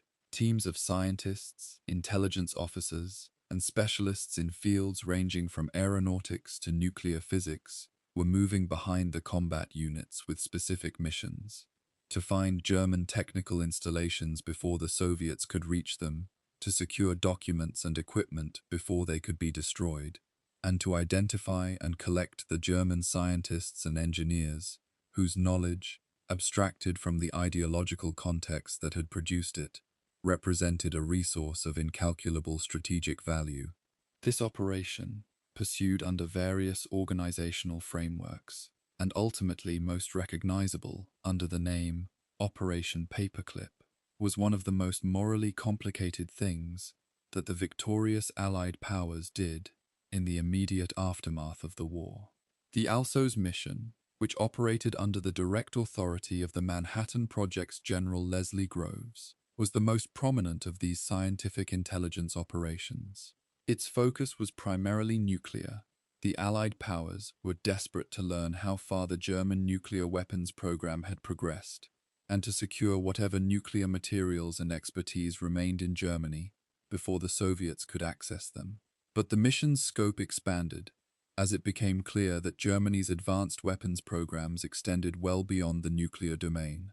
The V2 program, the jet aircraft program, the guided missile programs, all of these fell within the broadening interest of American scientific intelligence, and the men pursuing them were operating with a speed and urgency that reflected a clear strategic priority.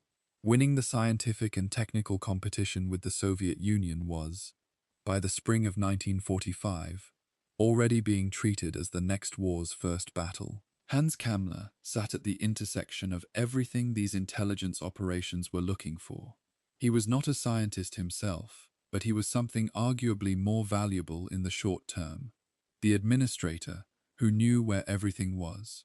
He knew the locations of the underground factories. He knew where the V2 documents had been hidden, the 14 tons of technical files that American teams eventually recovered from a mine near Nordhausen, files that provided the foundational documentation for the American ballistic missile program. He knew the whereabouts of key personnel. He knew the details of programs that were still only partially visible to Allied intelligence from aerial reconnaissance and signals intercepts. He was, in the context of the intelligence hunt that was underway in those chaotic weeks, a master key, and the question that historians have been asking ever since is whether the Americans used him. The evidence, as assembled from the fragmentary record that survives, suggests that they did, at least partially. The November 1945 interrogation order from Brigadier General MacDonald, directing the interview of Kammler, with specific interest in underground installations, is the most unambiguous piece of evidence that Kammler was alive and accessible to American intelligence at least 6 months after his alleged suicide. It is a document in the official military record. It carries proper authorization. It names Kammler specifically as the subject of interrogation. The only interpretation that does not require some form of official deception is that Kammler was alive and in American custody, or at least in American reach, in the autumn of 1945, and that whoever issued the interrogation order knew this. The CIC report that described Kammler's appearance at the American Counterintelligence Corps facility at Gmunden, a town in the Austrian Salzkammergut region, well within the American occupation zone, is similarly direct. The report does not hedge. It states that Kammler appeared and gave a statement. The subject of that statement, operations at Ebensee, according to the document, was consistent with what Kammler would have known and what American intelligence would have wanted to know. The Ebensee facility, a subcamp of Mauthausen in Austria, had been used for the production of advanced weapons components under conditions that, by the time American forces liberated it in May of 1945, had reduced the prisoner population to a state of near-total physical collapse. American soldiers who entered Ebensee on the 6th of May 1945 described what they found in terms that became some of the most disturbing testimonies of the liberation period. Kammler, as the administrative authority over the facility, would have had information about its operations that American investigators needed and did not yet have. The question of whether Kammler made a deal, whether his knowledge was exchanged for some form of protection or immunity, depends on evidence that either no longer exists or has not yet been made public. The pattern of redactions in the American files that Dean Reuter obtained through his Freedom of Information requests is, at minimum, suggestive of deliberate removal of material. Files on Operation Paperclip scientists are typically heavily populated: personnel records, interview transcripts, employment histories, security assessments. Kammler's file, if a comprehensive one ever existed, appears to have been reduced to something that tells almost nothing. This is consistent with deliberate cleaning, as the archivist apparently suggested to Reuter. It is also consistent with the possibility that records were filed under a different name, an operational alias that Kammler may have been given or assumed, and have not yet been identified and connected to his true identity. The Soviet dimension of the intelligence competition adds another layer of complexity. The Soviets were conducting their own parallel operation to collect German scientific and technical expertise, and they were doing so with the full force of the NKVD and its successor organs. In the sectors of Germany that came under Soviet occupation, German scientists and engineers were recruited, sometimes forcibly, into Soviet programs. The Soviet ballistic missile program, which eventually produced the rockets that put the first satellite and the first human into space, drew substantially on captured German V2 hardware, documentation, and personnel. The Soviets captured the Mittelwerk facility itself, briefly, before it was transferred to the American zone. They stripped whatever they could find before withdrawing. They did not capture the core personnel or the key documentation. The Americans had moved faster, but they had their own sources and their own networks and their own interest in what Kammler knew. Whether Kammler feared the Soviets more than the Americans, and whether that fear drove his apparent movement toward the American occupation zone in the final days of the war, is a question that the evidence permits but does not answer. He had good reason to fear both powers. The Soviets, whose prisoner populations had suffered under his construction regime in ways that were documented and known to the relevant Soviet intelligence organs, would not have been inclined toward accommodation. The Americans were more ambiguous, capable, as Operation Paperclip demonstrated, of setting aside a man's wartime record in exchange for technical knowledge, but only if the technical knowledge was sufficiently valuable and only if the political risk of the accommodation could be managed. For scientists like von Braun, the calculation worked. The technical knowledge was real, the post-war narrative was manageable, and the ideological compromises were papered over with carefully worded security assessments. For Kammler, the calculation was more complicated. He was not primarily a scientist, he was an administrator of atrocity. His knowledge was operational and logistical, not scientific, and the scale of what he had personally administered, the death camps, the slave factories, the construction orders with his signature, was harder to fold into a narrative of benign technical transfer. And yet the interrogation order exists, the CIC report exists, the empty files exist. Something happened between Hans Kammler and the American intelligence apparatus in the spring and summer and autumn of 1945, and whatever it was, it has not been fully disclosed. The most measured conclusion that the available evidence supports is that Kammler did have contact with American intelligence, that those contacts involved the exchange of information, and that the subsequent handling of Kammler, whether he was briefly interviewed and then released to his own fate, whether he was held in custody and died there, whether he was given some form of passage out of the reach of war crimes investigators, was managed in a way that left the minimum possible documentary trace. The men who managed that handling knew what they were doing. The trace they left was not an accident. The intelligence hunt of 1945 was not a story with a clean moral. It was a story about the collision between the urgent strategic priorities of a new global competition and the unfinished moral accounting of a war that had produced crimes on a scale the world had never seen before. In that collision, some of the architects of those crimes were quietly absorbed into the institutional machinery of the powers that had defeated them, their records adjusted or removed, their subsequent lives conducted under the protective shadow of classified files. Whether Kammler was one of those men, whether he walked out of history with American help, or Soviet help, or simply on his own, remains one of the Second World War's most genuinely unresolved questions. And the fact that it remains unresolved, more than 80 years later, is itself a kind of answer about the nature of the institutions involved. Undercore. Chapter 10. The Nuremberg Shadow. Why he was never tried. Underscore. On the 20th of November, 1945, Less than 7 months after the end of the war in Europe, the International Military Tribunal at Nuremberg opened its proceedings against 24 of the highest-ranking surviving members of the Nazi regime. The trial was, in many ways, a remarkable achievement. The first time in history that the leaders of a defeated nation were held to account in an international court for crimes against peace, war crimes, and crimes against humanity. The prosecutors were American, British, French, and Soviet.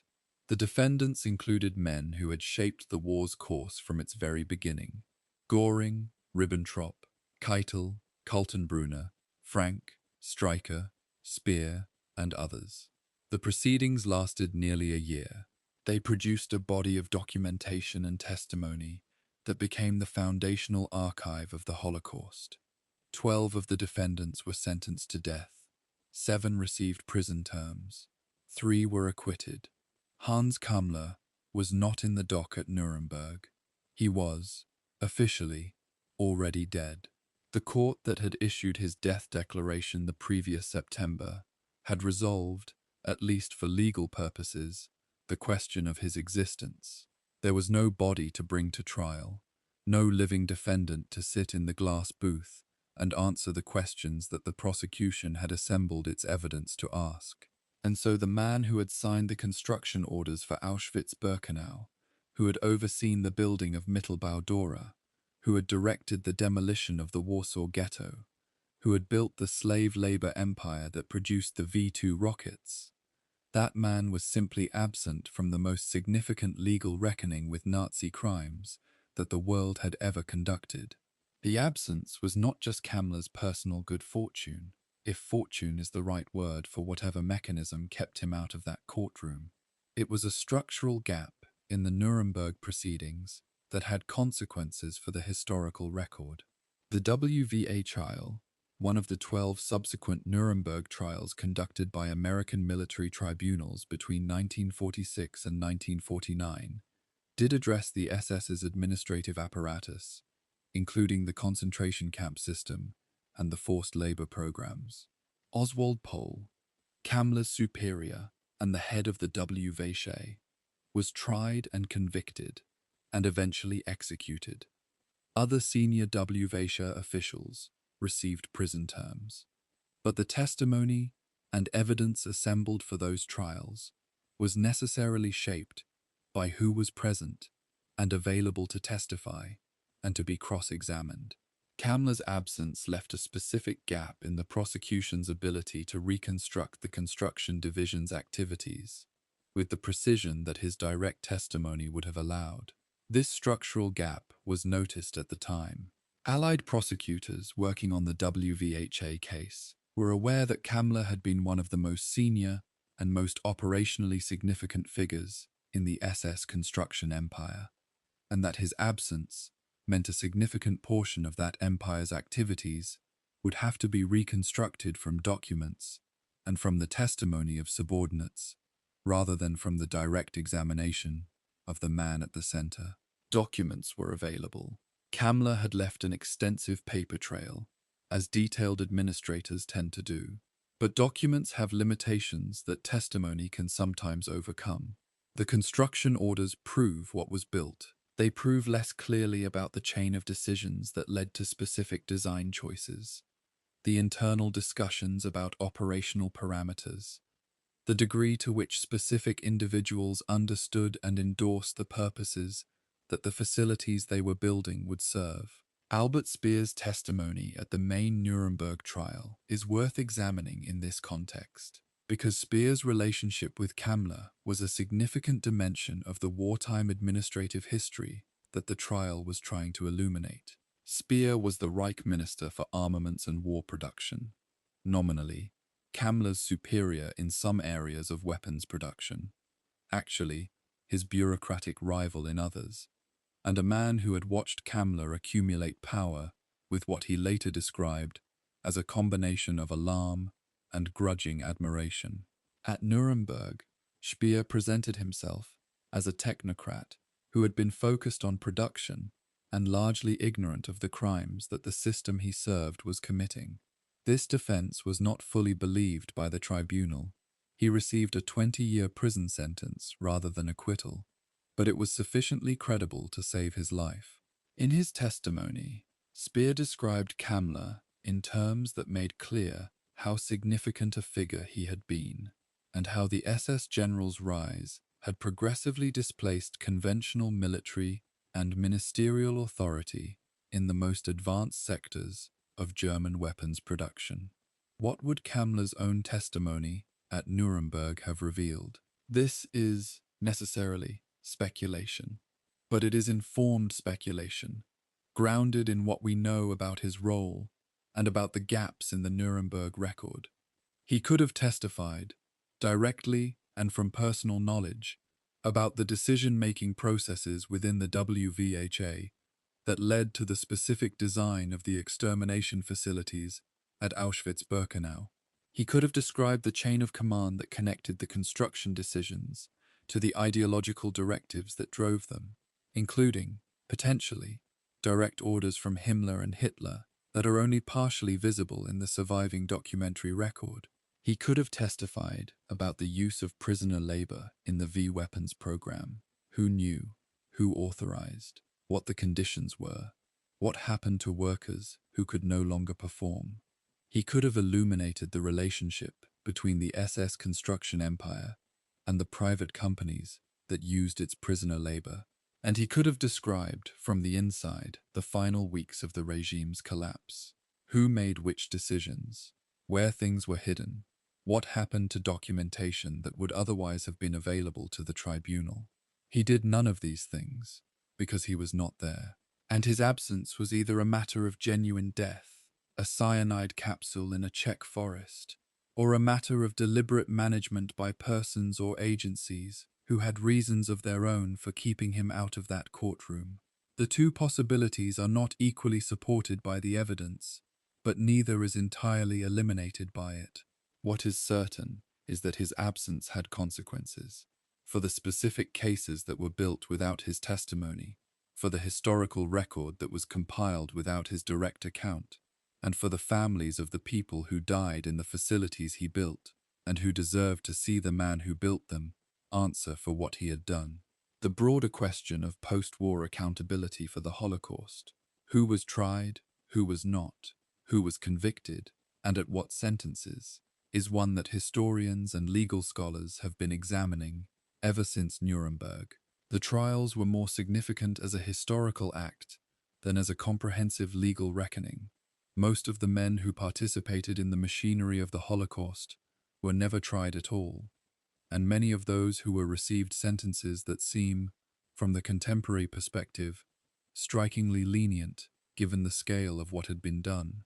The WVHA officials who received prison terms were, in many cases, released within a decade of their conviction, under the pressure of the early Cold War, which created political incentives for the rapid reintegration of West Germany into the Western Alliance, and, as a byproduct, for the shortening of the sentences of men whose incarceration had become diplomatically awkward.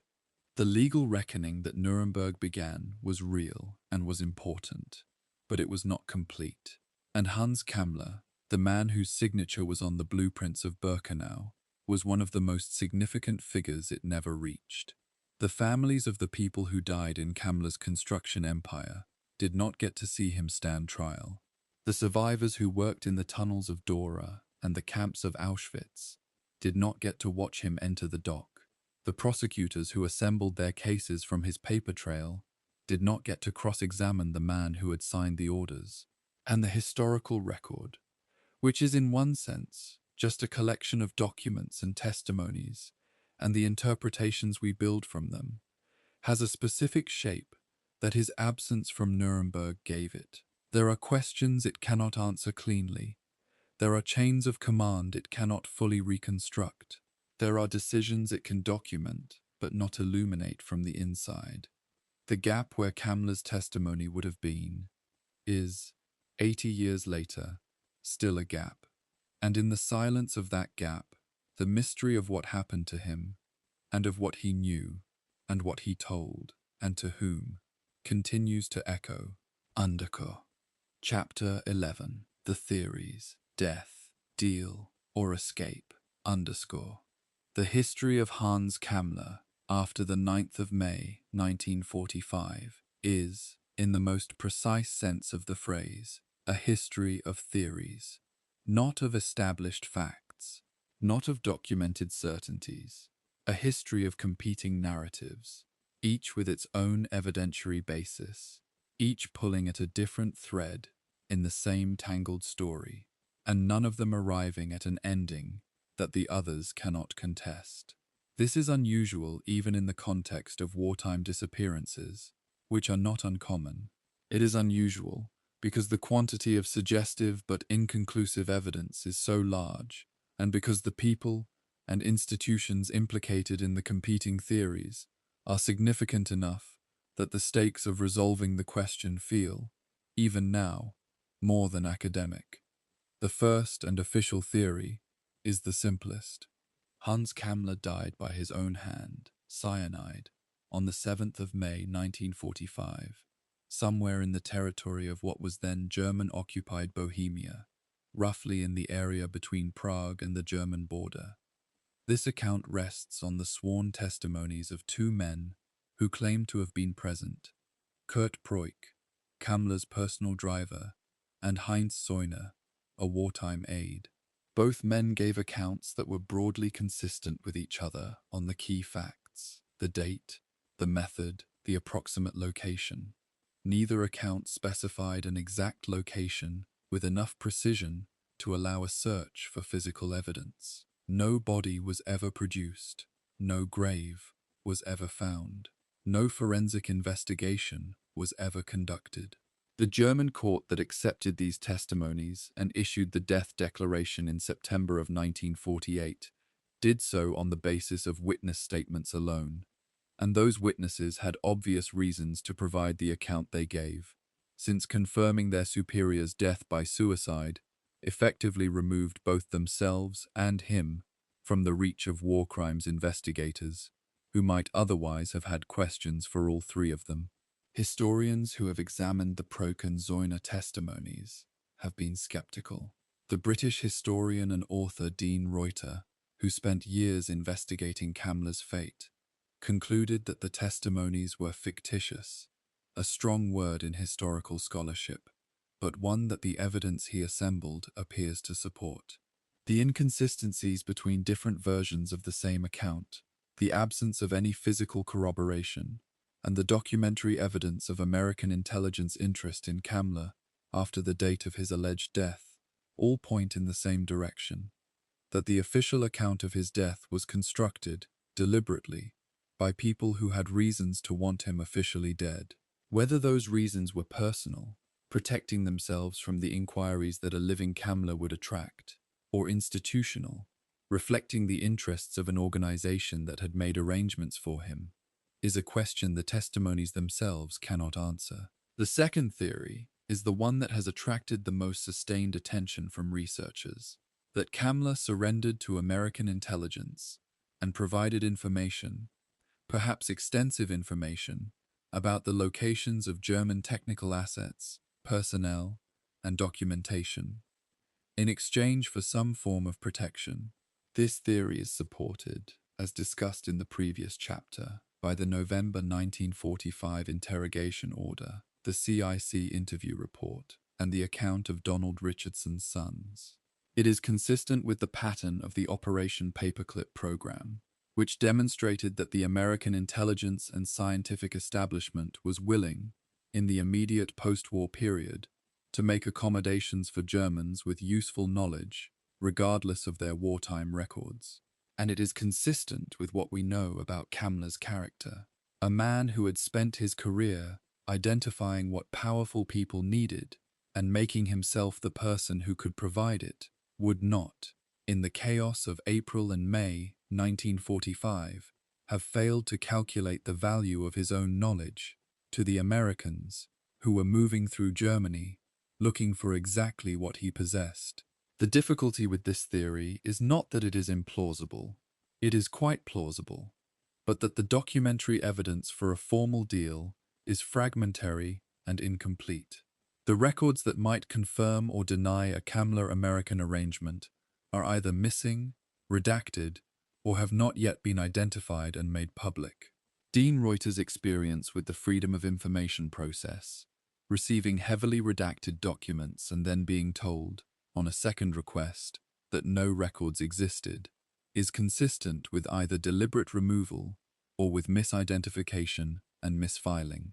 Without a clear documentary foundation, the deal theory remains a well-supported hypothesis rather than a demonstrated fact. It may be that the full evidence exists in archives that have not yet been fully processed or declassified. It may be that it was destroyed. It may be that it was never created in a form that would survive the transition between wartime operational practice and the peacetime documentary record.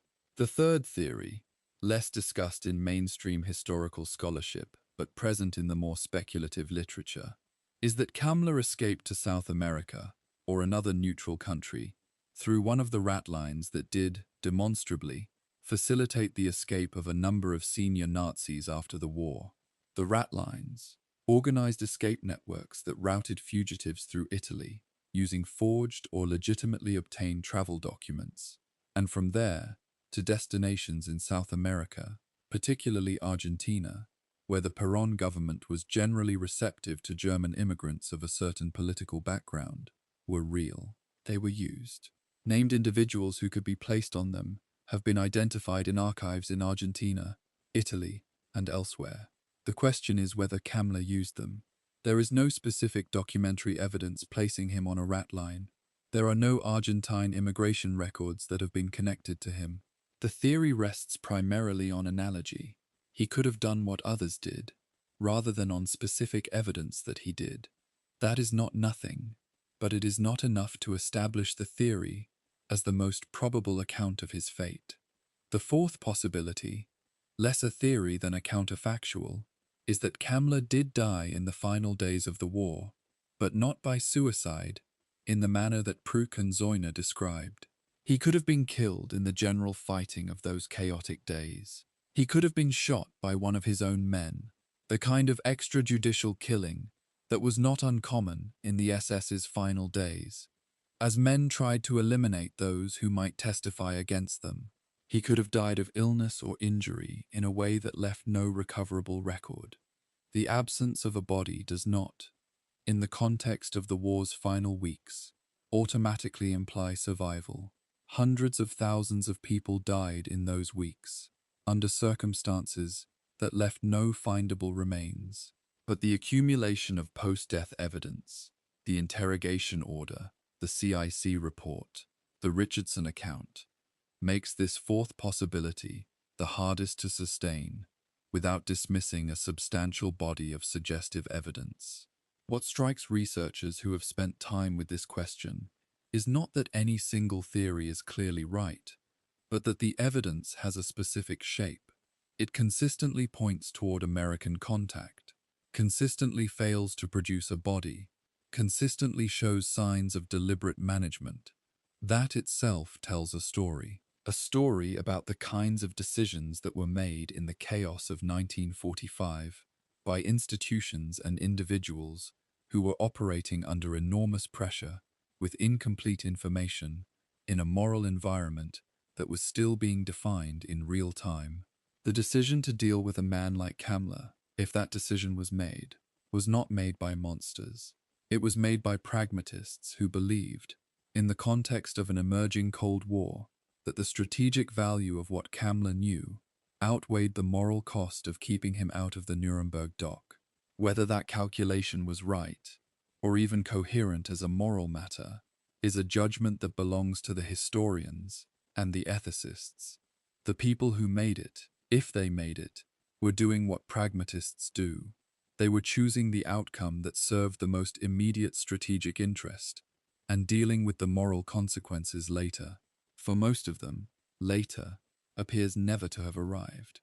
The families of those who died at Mittelbau-Dora, at Auschwitz-Birkenau, at Majdanek, at the dozens of other sites that Kammler's construction empire built and administered, those families did not have the luxury of pragmatism. They had only the fact of what had happened. the absence of accountability, and the slowly gathered documentation of the man who had built the machinery that killed their people. For them, the question of whether Kammler died in a forest or walked away under American protection was not an interesting historical puzzle. It was a question about whether the world that emerged from the Second World War was capable of justice, or whether justice, like so many other things in that extraordinary and terrible time, was simply one more resource to be allocated according to strategic need rather than moral debt. Under Chapter 12, The Forgotten Architect, Why History Looked Away. Under, there is a particular kind of historical forgetting that is not passive. It does not happen simply because the record was incomplete or the witnesses have died. It happens because specific people made specific decisions that shaped which stories the post-war world would tell about itself, and which stories it would quietly set aside. The forgetting of Hans Kammler, the near-total absence of his name from the popular historical memory of the Second World War for decades after its end, is a forgetting of this active kind. It was shaped by institutional decisions, by the priorities of post-war justice, by the strategic calculations of Cold War intelligence, and by the remarkable fact that the man most responsible for the physical infrastructure of the Holocaust had officially, legally, ceased to exist before the trials that might have kept his name alive in the public record had even begun. Consider, for a moment, what it means to say that Kammler is a forgotten figure. He is not entirely unknown to historians, specialist researchers who work on the SS's economic and administrative history, on the V-weapons program. His signature appears in archival documents. The WVHA trial at Nuremberg referenced his role in the SS construction empire. But in the popular historical memory of the Second World War, the memory shaped by documentaries and books written for general audiences, by the narratives taught in schools and discussed in homes, he is almost entirely absent. He does not occupy the place in the popular imagination that his actual role in the events of the war would seem to demand. Part of the explanation for this absence is structural. The popular narrative of the Holocaust, necessarily simplified for mass audiences, tends to focus on the ideological architects, Hitler, Himmler, Eichmann, and on the final outcome, the scale of the murder, the liberation of the camps, the testimony of survivors. The intermediate layer of administrators and engineers, who translated ideology into physical infrastructure, occupies a less visible space in this narrative. Albert Speer, who was tried at Nuremberg and whose memoir became a widely read post-war document, is the exception who proves the rule. His visibility in the popular record is partly a product of his presence at the trial, his relatively articulate self-presentation, and the literary quality of his post-war account. Kammler had none of these things. He was declared dead before the trials began. He wrote no memoir. He gave no post-war interview that has ever been made public. He is a figure you have to go looking for in archives and specialized histories, rather than one who presents himself in the mainstream record. But there is more to it than structure. The specific silence around Kammler has a quality that feels deliberate, or at least that is the impression of the researchers who have spent time with it. Dean Reuter describes the experience of investigating Kammler as repeatedly encountering walls where doors should be, files that should exist but don't, institutional memories that should reach him but stop just short, testimonies that are conveniently unanimous on the key facts and completely absent on the details that would allow verification. This pattern of obstruction, if that is what it is, could reflect the ongoing protection of operational secrets that are now more than 80 years old and long past any plausible current security relevance. Or it could simply reflect the organic tendency of large institutions to preserve the form of their own narratives by burying the evidence that complicates them.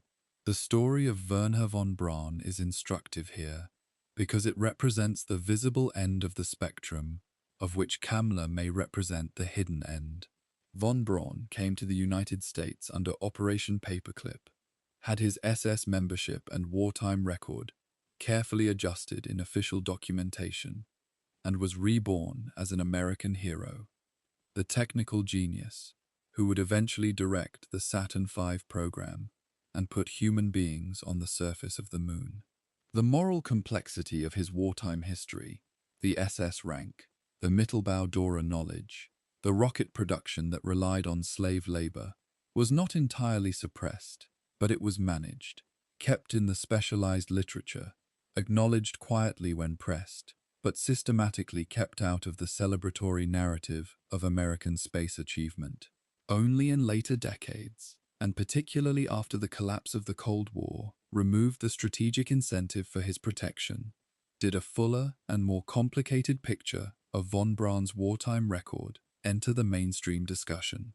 If von Braun required that kind of historical management at the visible end of the spectrum, the question of what was required at the less visible end, where a man like Kammler, with a far more damning and far less scientifically productive record, might have been handled, is not one with an obvious answer. The Cold War context is essential here. By the time the Nuremberg trials concluded, and the immediate post-war reckoning was wrapping up, the geopolitical context had shifted dramatically. The Soviet Union had tested its own nuclear device in August of 1949.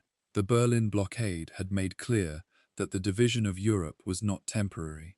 The Korean War, beginning in 1950, demonstrated that the Cold War could become hot with very little notice. In this environment, Western governments were increasingly focused on consolidating their technical and intelligence advantages over the Soviet Union, and decreasingly focused on the ongoing work of holding former Nazis accountable for wartime crimes.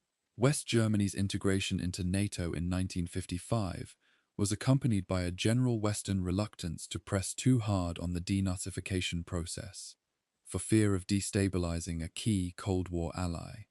The legal proceedings that had continued through the late 1940s and early 1950s gradually slowed and then effectively stopped. The window of historical accountability, never as wide as the victims deserved, was closing. The organizations that had collected German scientists and engineers under paperclip had, by the early 1950s, largely achieved their objectives. The personnel they wanted were in American facilities, working on American programs.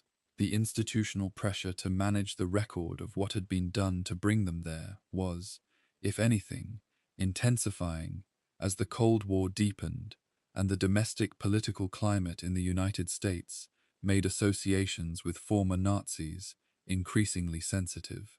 The management of that record, the careful pruning of what was officially documented, the informal understanding that certain files were not for general access, the gentlemen's agreements about what would and would not be said publicly about the wartime histories of certain individuals, was conducted by people who believed they were serving their country's interests.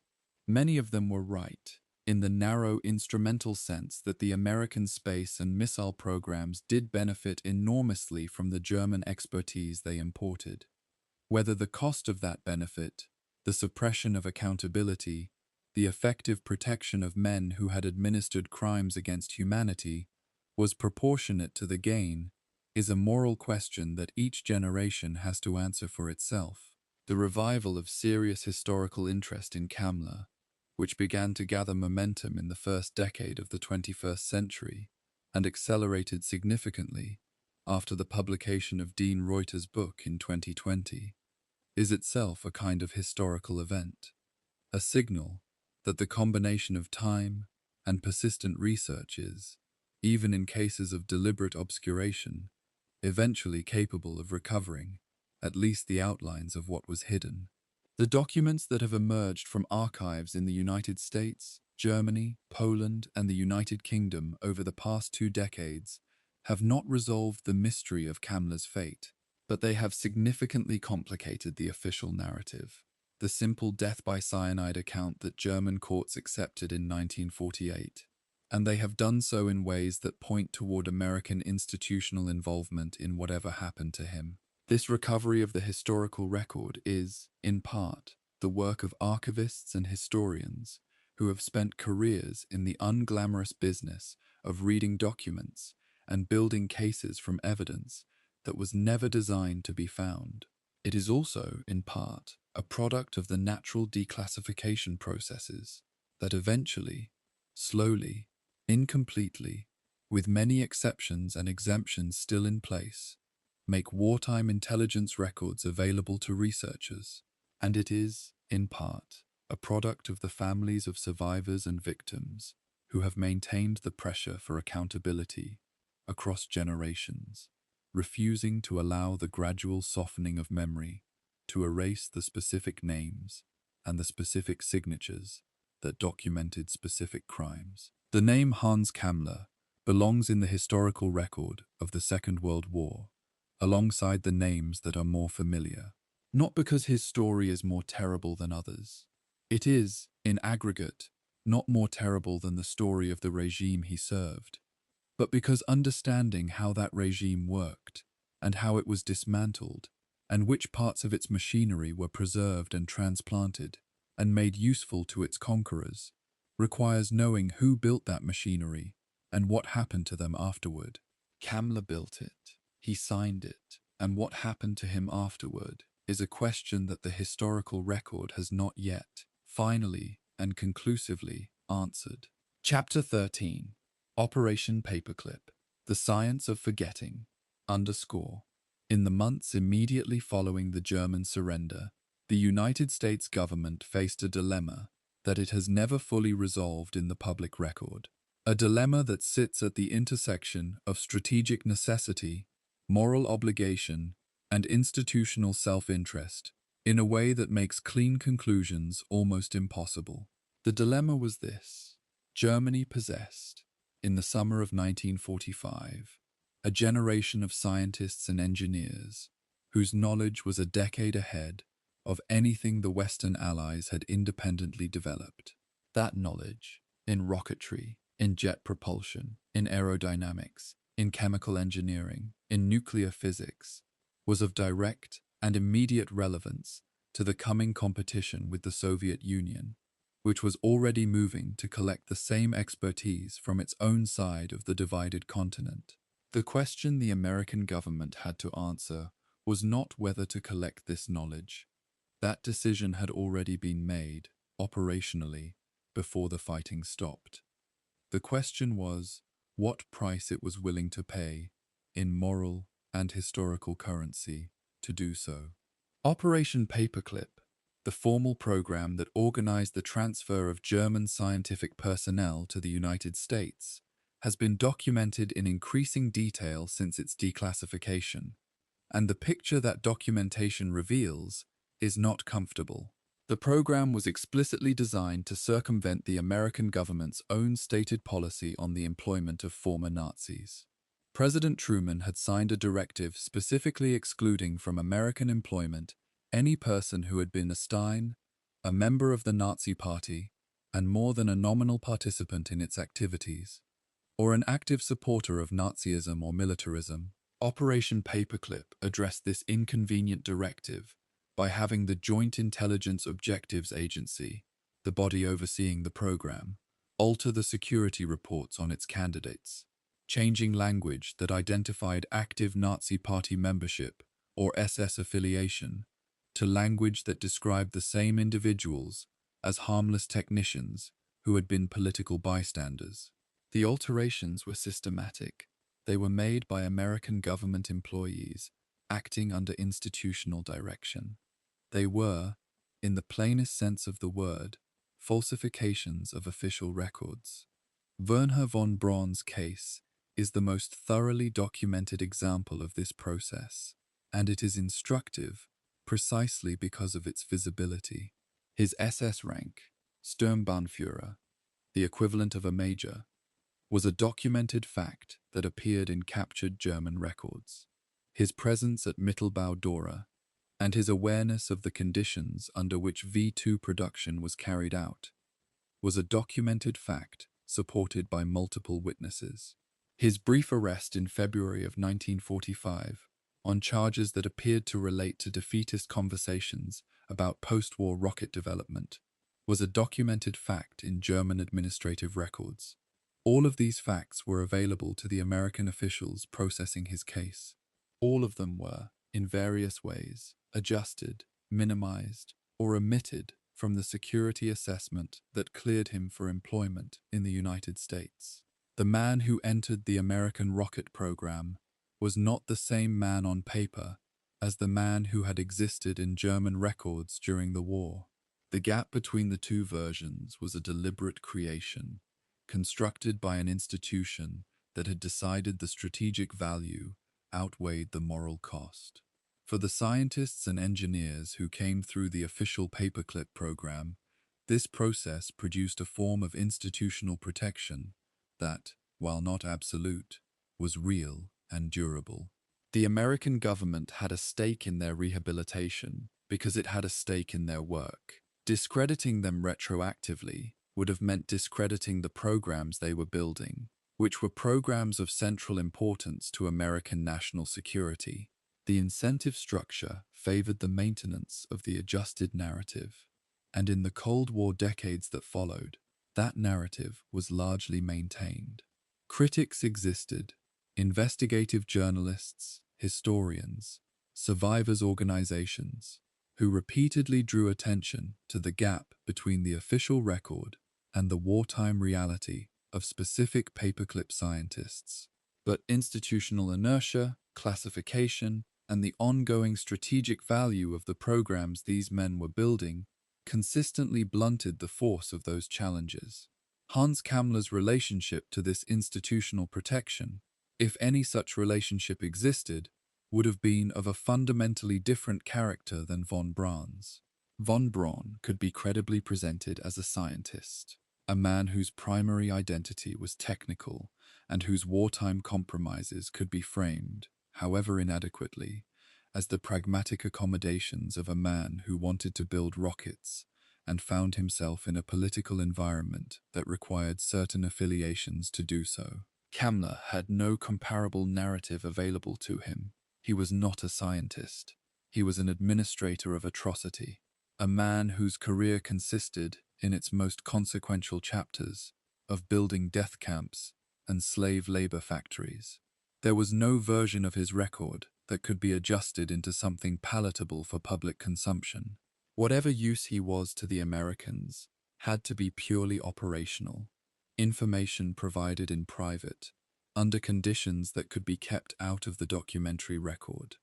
If a deal was made with Kammler, it was a deal of a kind that could never be disclosed, not even in the adjusted form that Paperclip used for its scientists. It was the kind of deal that required not adjustment, but erasure.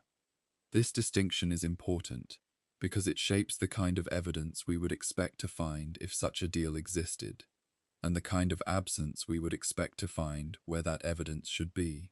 We would not expect to find Kammler in a Paperclip personnel file with his SS rank adjusted out and his camp construction record minimized.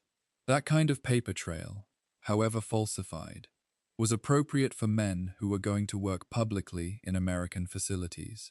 For Kammler, if there was a deal, we would expect to find exactly what we do find: an interrogation order that gestures at contact, a CIC report that records an interview without fully documenting its context or outcome, a family member's death declaration that moves with suspicious speed to legally close the question, and, at the center of it all, an absence, a set of files that should contain something and contain nothing.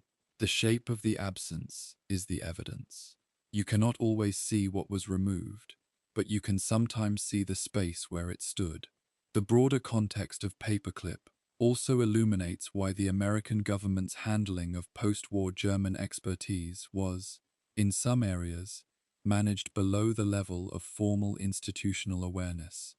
The program operated through a chain of authorization that was deliberately designed to keep certain decisions as far as possible from political oversight.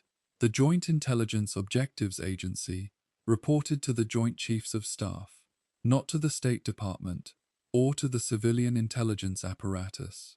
Decisions about which Germans to collect, what to offer them, and how to manage the documentation of their wartime records were made by military intelligence professionals operating in an environment where the Cold War had already effectively redefined the moral calculus of the immediate post-war period.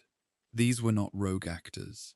They were people doing what their institutions trained them to do, in the context of the strategic environment that surrounded them. Understanding this does not excuse the decisions they made.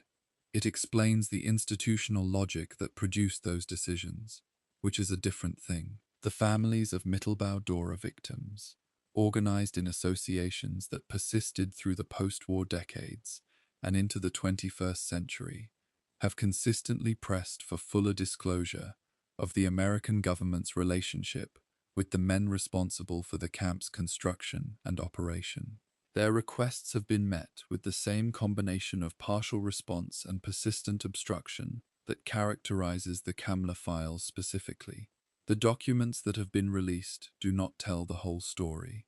The documents that have not been released, that may no longer exist, or may exist under classification authorities that have not yet been fully addressed, presumably tell more of it. 80 years on, the question of what was done, by whom, and under what authorization, in the handling of Hans Kammler and the institutional secrets he carried, is still not closed.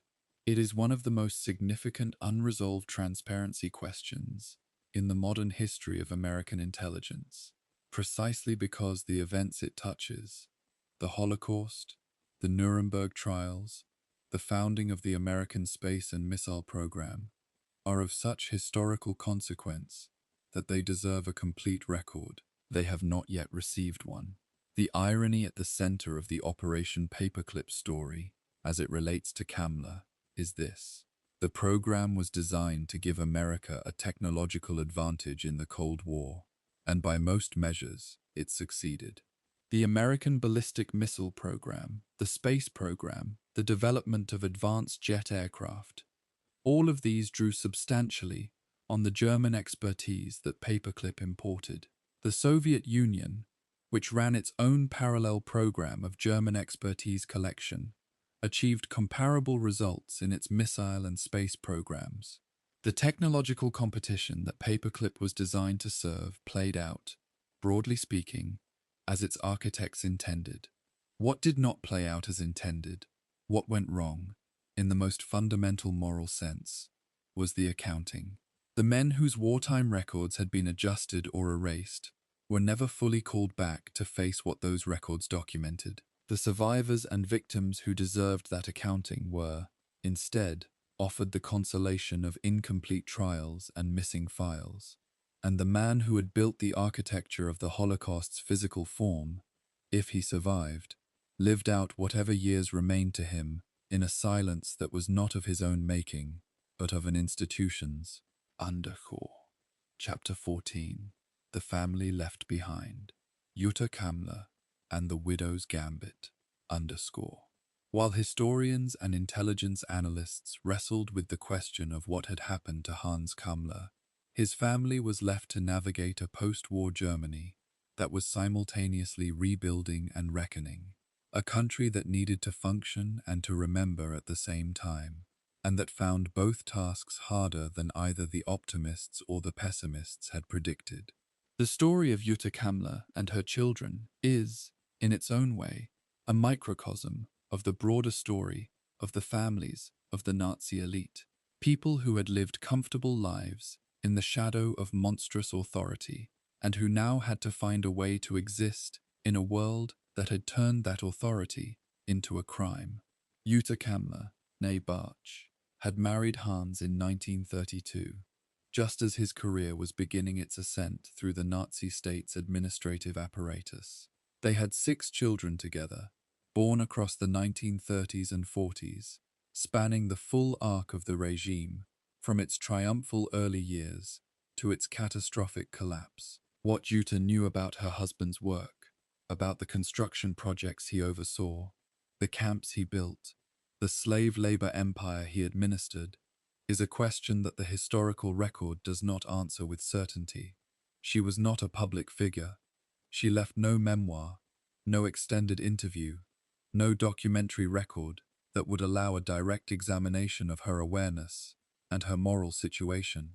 What she left was a legal document, the petition for a declaration of death, submitted to the District Court of Berlin-Charlottenburg in the summer of 1945, just weeks after the war's end. The speed of that petition is one of the more striking details in the Kammler story. Germany had surrendered on the 8th of May.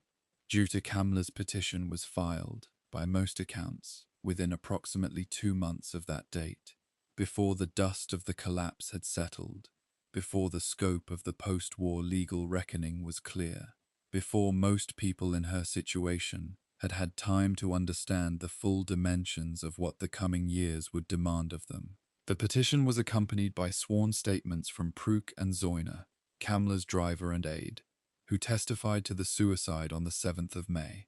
The court accepted these testimonies and issued the death declaration, the legal mechanism that would have kept Kammler's name alive in the accountability process, keeping him a living wanted person rather than a legally dead private citizen, was thus closed with extraordinary efficiency. Some researchers have read the speed and smoothness of this process as itself meaningful. The logistics required to assemble and file a formal death petition within weeks of the war's end, in a country whose administrative infrastructure was in chaos, whose courts were operating under Allied authority, and whose legal procedures for exceptional circumstances like this had not yet been fully established, were not trivial. Someone with knowledge of the relevant procedures had to advise on the process. Someone with access to Prukok and Zoyner had to coordinate their testimonies.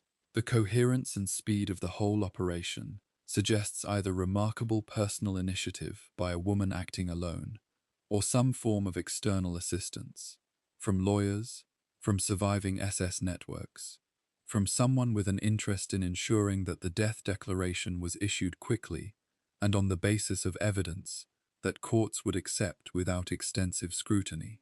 The SS support networks that functioned in post-war West Germany, organizations like Stille Hilfe, the silent help society that provided legal and financial assistance to the families of imprisoned or deceased SS members, are a documented reality that the post-war German state was slow to address. These networks maintained connections between the scattered survivors of the SS hierarchy, helped families navigate denazification processes, and, in some cases, assisted in the management of legal matters that directly bore on the accountability questions that the Allied occupation authorities were pressing.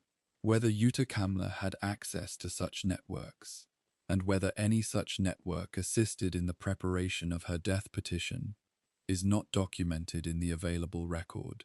It is, however, a possibility that the historical context makes entirely plausible.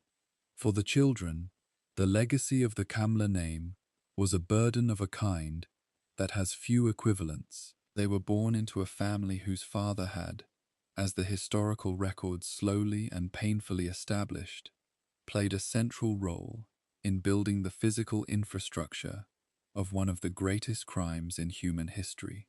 They had not chosen that father, they had not chosen that history, and yet the history attached to the name they carried was not something that private choice could simply remove. The post-war world had a particular way of handling the children of Nazi officials, generally with a combination of official denazification processes that addressed the parents rather than the children, and an informal social pressure that tended toward either enforced silence or, in some cases, a kind of collective amnesia that served nobody well in the long term. The most remarkable figure among Kammler's children is his son Jörg, whose trajectory represents one of the most extraordinary personal responses to paternal legacy in the post-war record. Jörg Kammler became a scholar, specifically a political scientist who devoted significant portions of his academic career to the study of anti-Nazi resistance movements in Germany. He published academic work on the history of German resistance to the National Socialist regime. He engaged publicly with questions of German historical responsibility. He took the name that had appeared on SS construction orders for death camps and attached it to work that was, in its intellectual orientation, a direct repudiation of everything that name had once represented. Whether this constituted a full moral reckoning, whether academic work on resistance movements can be a sufficient personal accounting for the paternal inheritance of Auschwitz-Birkenau's blueprints, is a question that belongs to each reader's own moral framework. What it undeniably represents is a conscious and active choice to confront rather than suppress. The other Kammler children chose, by most accounts, the path of silence and erasure, changing their relationship to the family name, living private lives that deliberately avoided the public exposure that would have connected them to their father's history. This, too, was a choice, and a human one. The choice of people who had no direct responsibility for what a parent had done, and who found, entirely understandably, that a life lived under that shadow was not a life they could sustain. The judgment of history is difficult to apply cleanly to people who were children during the events in question, and who had no agency in the decisions that produced their inheritance. But their silence also means that another potential source of information about Hans Kammler's fate, whatever their mother told them, whatever documents or communications they may have had access to, remains unavailable to the historical record.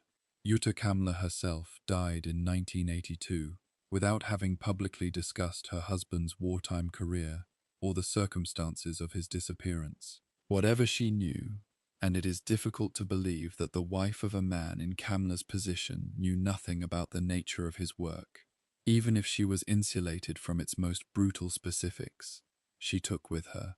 The legal death declaration she had obtained in 1948 stood. It was never formally contested. It gave Hans Kammler the legal status of a dead man who had never been tried, never been convicted, never been required to account for what his signature on those construction orders represented to the people who died in the facilities they authorized. The story of the Kammler family is, ultimately, a story about inheritance, the kind of inheritance that cannot be managed by denying it, that persists regardless of name changes or deliberate silence, that shapes the lives of people who had no hand in creating it. The families of the people who died in Kammler's construction empire had their own inheritance, grief, absence, the knowledge of how their parents and grandparents and siblings died, carried forward through generations that had to find a way to live alongside that knowledge. These two inheritances, the perpetrator's family and the victim's family, are connected by the same history, the same documents, the same signature on the same construction orders. Neither family chose their connection to that history. Both carry it. The difference is that one carries it in a position of relative privacy and privilege, while the other carries it as a wound that the historical record has been, for too long, insufficiently diligent in fully documenting. Core. Chapter 15. The Survivors Speak. Testimony from the Tunnels. The most important voices in the history of Hans Kammler are not the voices of the historians who have reconstructed his career from archival documents, nor the voices of the intelligence analysts who have pieced together the fragments of his post-war fate. The most important voices are the ones that came from inside the tunnel, from Mittelbau-Dora, from Auschwitz-Birkenau, from Mauthausen-Ebensee, from the dozens of sites where his construction empire consumed human lives in the production of its projects. These voices were recorded, painstakingly, by historians and memorial institutions across the post-war decades. They are the testimony against which every other part of this story must ultimately be measured. The early months of Mittelbau-Dora, roughly from September of 1943 to the spring of 1944, before surface housing was constructed, and prisoners were forced to live inside the tunnels in which they worked, produced some of the most harrowing survival testimony of the entire war. Yves Bayon, a French political prisoner who survived Dora, later wrote about the tunnel experience in terms that the passage of decades had not softened. He described the darkness, the chalk dust that settled on everything and everyone, the cold that came not from external weather, but from the earth itself, and the specific kind of exhaustion that comes from working in a space where the air is always wrong. Too little oxygen, too much chemical contamination, the lungs never quite getting what they need. He described men dying, not dramatically, but incrementally, losing their capacity for basic physical function over days and weeks, until they simply stopped being able to continue and were either beaten for stopping or carried away. Albert van Dyck, a Dutch prisoner who survived Dora and gave testimony to historical researchers in the post-war decades, described the roll calls, the twice-daily assemblies at which prisoners were counted with the same precision that characterized every other administrative function of the camp system. The roll calls were held regardless of weather, regardless of the physical condition of the assembled prisoners, regardless of how long they took. If the count did not match, the assembly continued until it did. Prisoners who had died during the shift were carried out and propped up at roll call so that the numbers would balance. The administrative requirement for numerical accuracy, the same precision that Kammler applied to his construction schedules, was applied equally to the counting of the living and the dead. The testimony of Jean-Michel, another French survivor of Dora, provided some of the most specific and damning details about the working conditions in the tunnels and about the treatment of prisoners who failed to meet production quotas.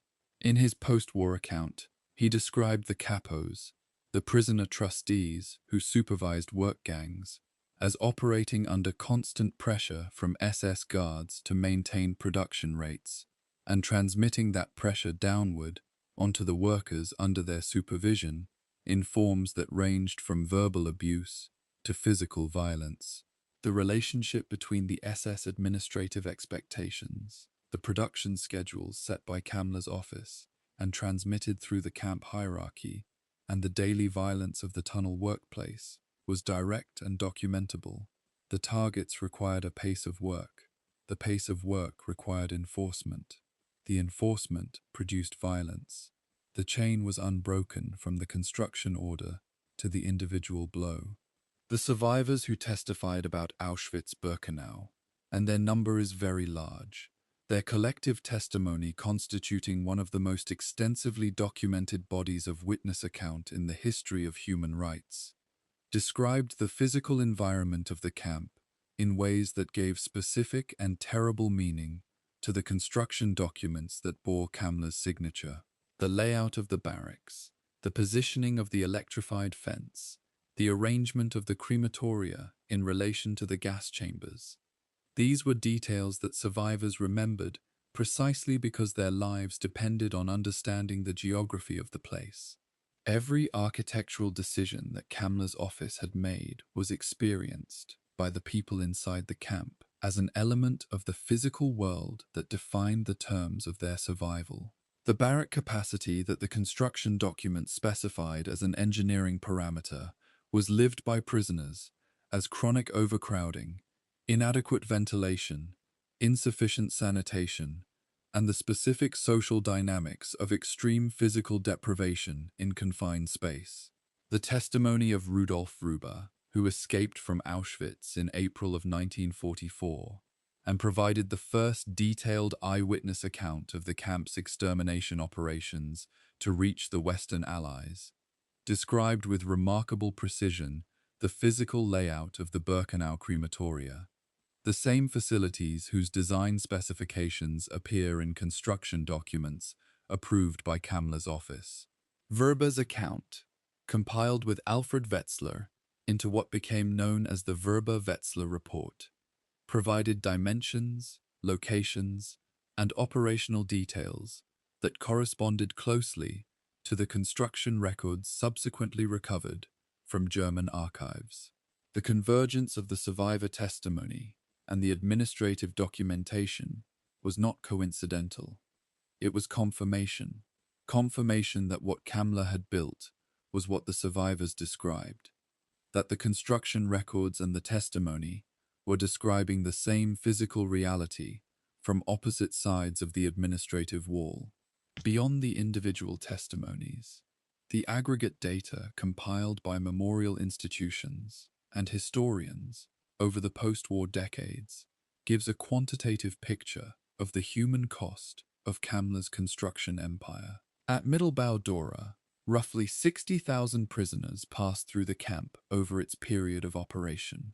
Somewhere between 10,000 and 20,000 of them. Historical estimates vary, depending on how deaths are categorized and attributed, died there from exhaustion, disease, beatings, hanging, and the cumulative effect of the conditions Kammler's administrative priorities had created. At Auschwitz-Birkenau, the aggregate death toll across the camp complex's operation from 1940 to 45 has been estimated by the Auschwitz-Birkenau Memorial and Museum at approximately 1.1 million people, with more than 900,000 of them being Jews from across occupied Europe. The construction of the facilities that enabled this toll bore Kammler's name in the archived records. At Majdanek, at Sobibor, at the dozens of lesser-known subcamps of Kammler's construction empire, additional tens of thousands died. The totality of the death toll attributable, in a direct and documentable way, to the infrastructure that Kammler built and managed, is a number that resists easy comprehension. It is easier, and more honest, to remember it as specific people, as Yves Bayonne, and Albert van Dyck, and Jean Michel, and Rudolf Rumba, and the millions whose names did not survive into the record, than as a statistic. The connection between the survivor testimony and the administrative record is not just historical, it is legal and moral. In the trials that have continued to address Holocaust-era crimes over the decades since Nuremberg, in the Eichmann trial in Jerusalem in 1961, in the ongoing prosecution of concentration camp guards in Germany in recent decades, survivor testimony has functioned as the essential human dimension of a historical case that would otherwise risk collapsing into a purely bureaucratic exercise in document analysis. The testimony does what the documents cannot. It insists on the humanity of the victims, on the reality of the experience behind the administrative language, on the connection between the signed order and the suffering it produced. In the case of Kammler, whose administrative record is extensive and whose personal absence from any courtroom is total, the survivor testimony carries an additional weight. It is the only form of direct witness to his empire that was ever publicly presented. He never had to sit in a courtroom and listen to it. That asymmetry, the testimony given, the accused absent, is one of the most significant unresolved injustices of the post-war reckoning. The memorial institutions that maintain the survivor testimonies and the documentation of the camps perform a function that is both archival and moral. They keep the record open. They make it available to researchers and to the public. They resist the gradual erosion of specific memory into general historical impression that occurs, inevitably, as the distance between the present and the events grows.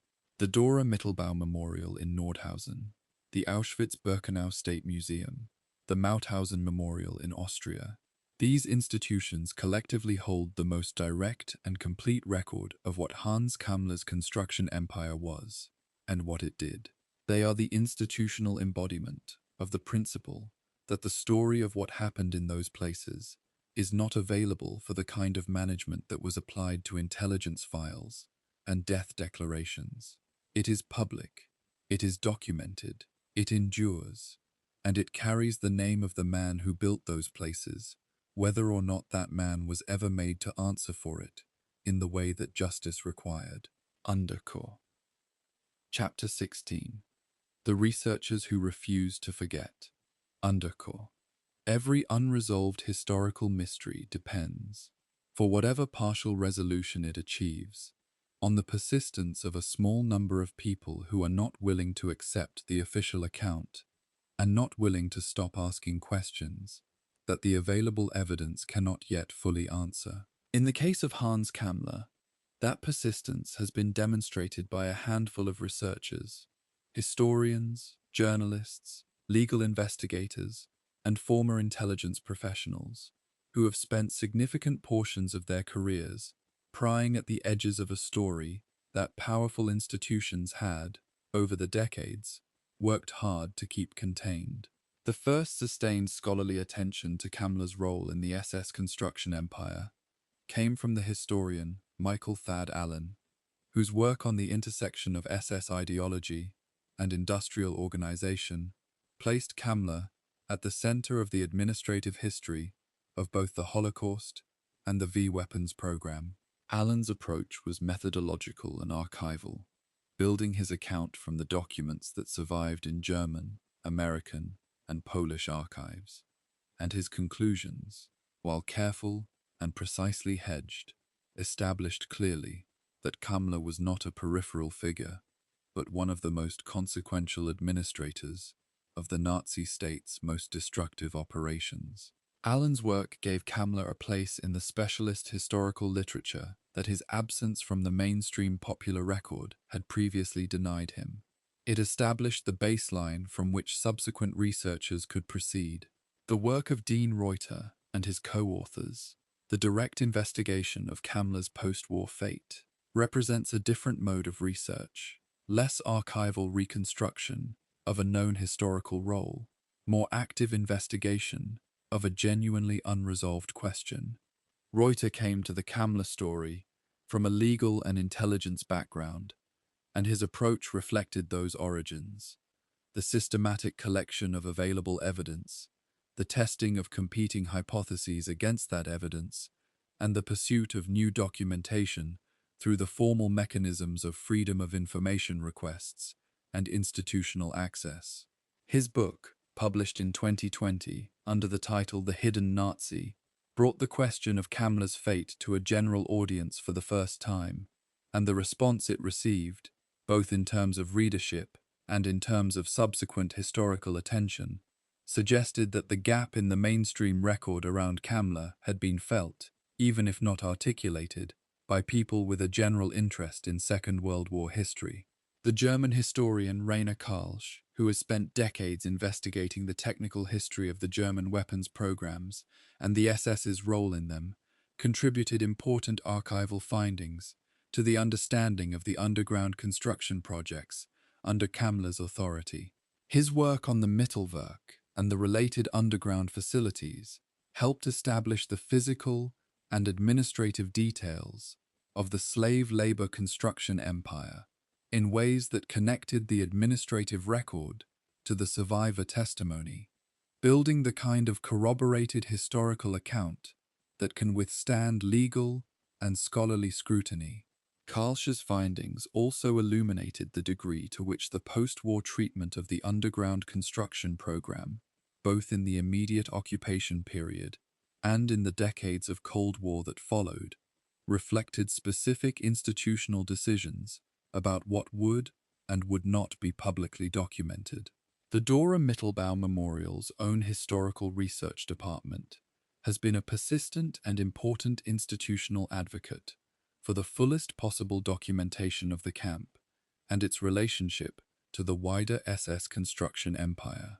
The memorial's researchers have worked to identify the names of the dead, to reconstruct the administrative chain of command that connected Kammler's office to the daily operations of the tunnel system, and to maintain the connection between the abstract administrative history and the specific human cost it represented. Their work has been both a scholarly contribution and a moral act, an institutional insistence that the historical record of what happened at Dora will not be reduced to a footnote in the triumphant narrative of the space age. The role of journalists in keeping the Kammler story alive across the decades deserves specific acknowledgement. Investigative journalism operates with a different evidentiary standard than academic history, and in the Kammler case, that difference has sometimes been a weakness, producing claims that outrun the available evidence. But journalism also moves faster than academic history, covers ground that academic publishing cycles cannot quickly reach, and maintains a relationship with the public interest in these questions that academic publishing does not always serve. The German investigative journalism that pursued the Kammler question in the 1980s and 1990s, particularly in the context of the broader examination of West Germany's handling of its Nazi past, helped keep the question alive during a period when academic interest had not yet fully mobilized around it. The legal researchers who pursued cases related to the SS construction empire, including prosecutors in Germany and Austria, who continued to bring cases against surviving concentration camp personnel well into the 21st century, worked with the Kammler documentation as part of the wider evidentiary context of the camp systems administration. These cases rarely named Kammler directly, since he was legally dead and could not be prosecuted. But the documentation of his role, the construction orders, the administrative communications, the planning documents, formed part of the broader evidentiary record that established the chain of command within which the defendants in these later cases had operated. His signature, in a legal sense, is present in many proceedings that never bore his name. The most recent wave of research, stimulated partly by Reuter's book and partly by the release of additional archival material in the 2010s and 20s, has begun to close some specific evidentiary gaps while opening new lines of inquiry. German historians working with newly accessible East German Stasi files, the intelligence records of the German Democratic Republic, which had its own reasons for investigating certain aspects of the SS's post-war history, have found material relevant to the Kammler question that was not previously part of the Western research consensus. American researchers working with National Archives materials that underwent declassification in the 2010s have identified documents that add detail to the picture of American intelligence interest in Kammler in the immediate post-war period. The picture remains incomplete, but it is more complete than it was 20 years ago, and the trajectory of research suggests it will be more complete still in the decades ahead.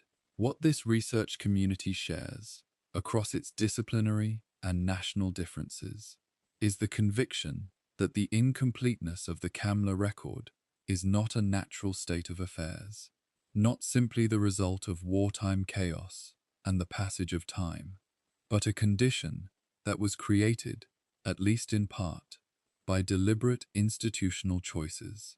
The research community's task, as its members understand it, is to work against those choices, to recover what can be recovered, to document what can be documented, and to maintain the pressure on institutions that have not yet fully opened their records to the scrutiny that history demands.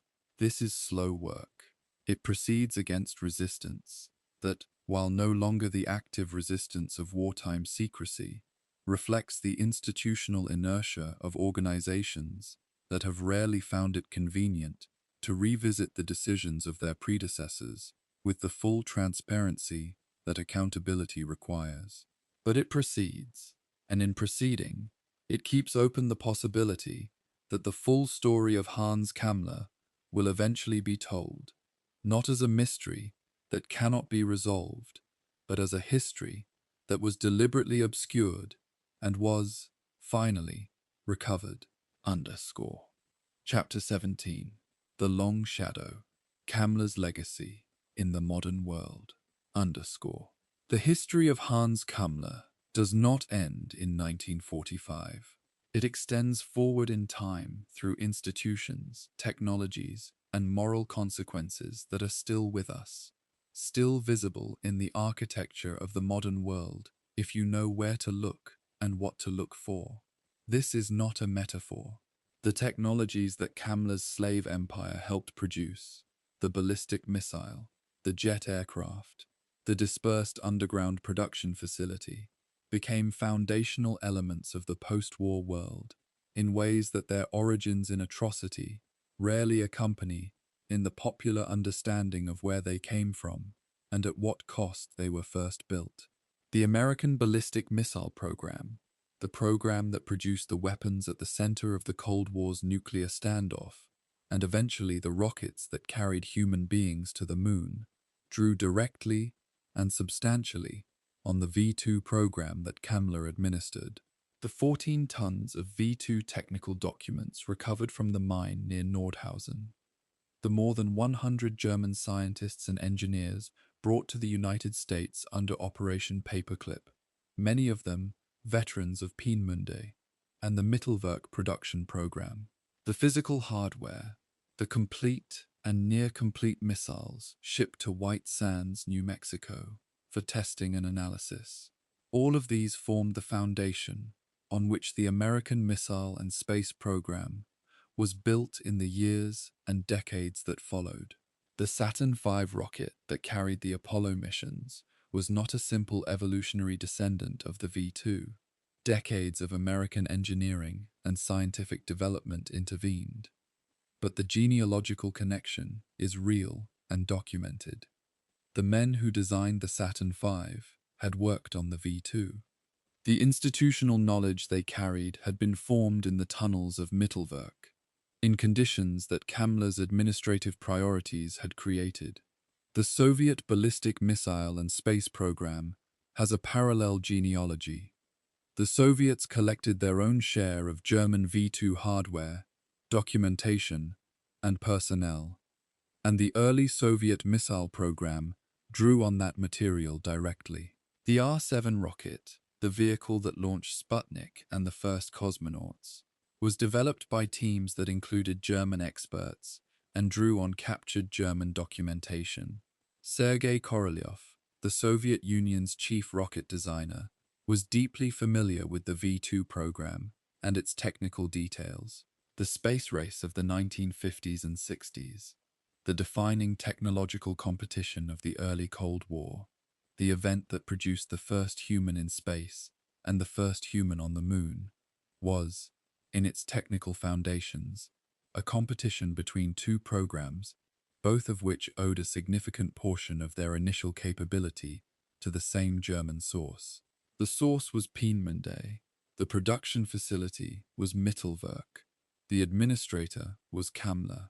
This genealogy carries a moral weight that has been acknowledged only partially and reluctantly in the official narratives of both the American and Soviet space programs. The celebration of human achievement in space, the astronauts, the cosmonauts, the moments of genuine triumph that the space race produced, sits in uneasy relation to the human cost of the program whose technology it inherited.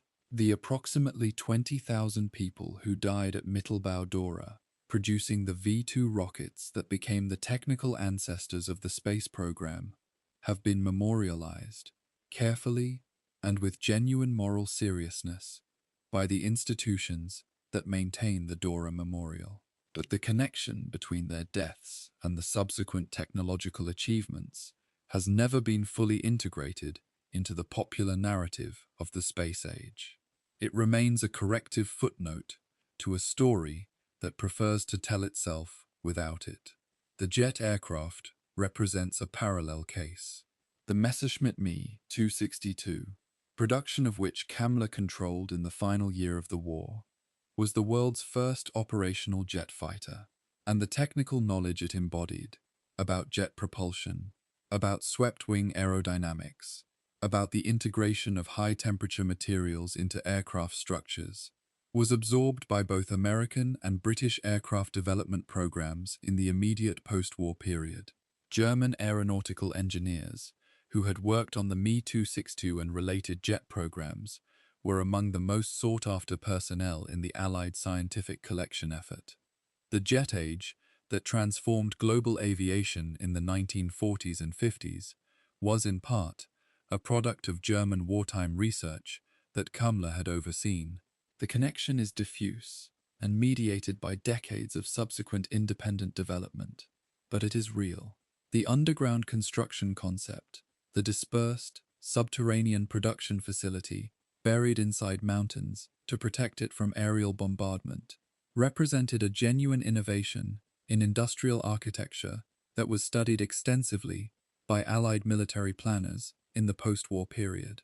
The principles demonstrated at Mittelwerk that a fully functioning industrial production facility could be created underground, at considerable depth, with adequate logistics, ventilation, and worker facilities, were applied to post-war planning for hardened military installations, nuclear weapons storage facilities, and command and control centers designed to survive nuclear attack. The Cold War's vast infrastructure of underground military installations owes a conceptual and practical debt to the Mittelwerk model. However indirectly, and however much the intervening decades of engineering development have modified the specific technical approaches, this too is a part of Kammler's legacy, though it is not a part that any Cold War military planning document was likely to acknowledge. Beyond the technological legacy, there is a legal and institutional legacy to the Kammler story that has shaped the subsequent history of international justice. The failures of the post-war accountability process, the missing trials, the adjusted records, the death declarations without bodies, contributed to a broader conversation about the gaps in international law and in the practical enforcement of accountability for mass atrocity that has continued ever since.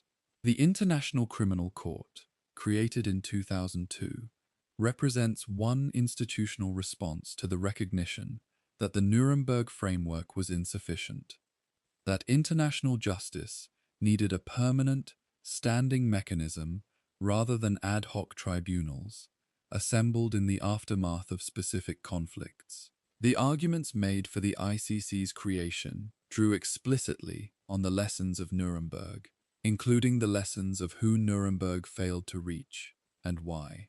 The treatment of German scientific expertise in the post-war period also had long-term consequences for the ethics of scientific practice that are still being worked through.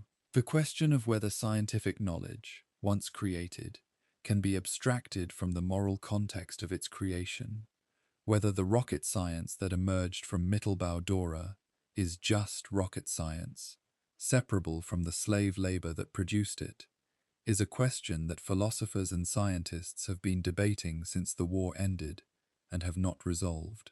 The scientific community's treatment of the paperclip scientists, the decision to evaluate their subsequent work without systematic reference to the conditions under which they gained their expertise, established a precedent that made such abstraction professionally normative. Challenges to that precedent, when they came from outside the scientific community rather than within it. The physical traces of Kammler's empire persist in the European landscape, in forms that vary from the carefully maintained memorial to the unacknowledged ruin. The tunnels of Mittelwerk, for decades after the war, a contaminated and inaccessible site that sat within the Soviet occupation zone and then within East Germany, are now partly accessible to visitors through the Dora Memorial Complex. The physical space of the tunnels, their scale, their darkness, the particular quality of the air inside them, remains as a kind of material testimony that no document can fully replicate. You can read about what happened at Dora. You can stand in the space where it happened and feel something different. The difference is not irrational. It is the difference between knowledge and witness, between history as information and history as presence. Kammler's legacy, in the end, is not a single thing. It is a set of connections between events and institutions and technologies that the conventional narratives of the post-war world have preferred to keep separated.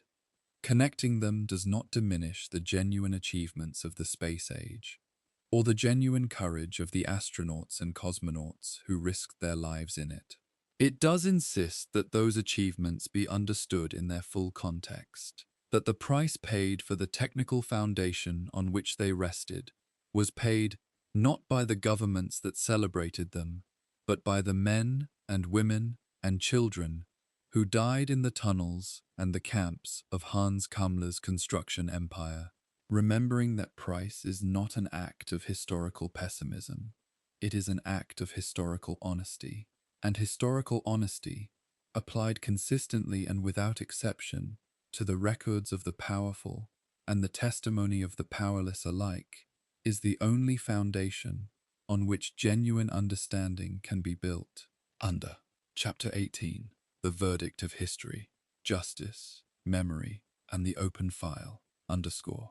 Every story of this kind, the story of a man who built the architecture of atrocity and then stepped out of the historical record before justice could reach him, eventually has to confront the question of what we do with the absence of a final verdict. Courts exist to render judgments. History, which proceeds without subpoena power or rules of evidence in the legal sense, renders something different. Not a verdict, exactly, but an accounting, a record of what was done, by whom, and at what cost.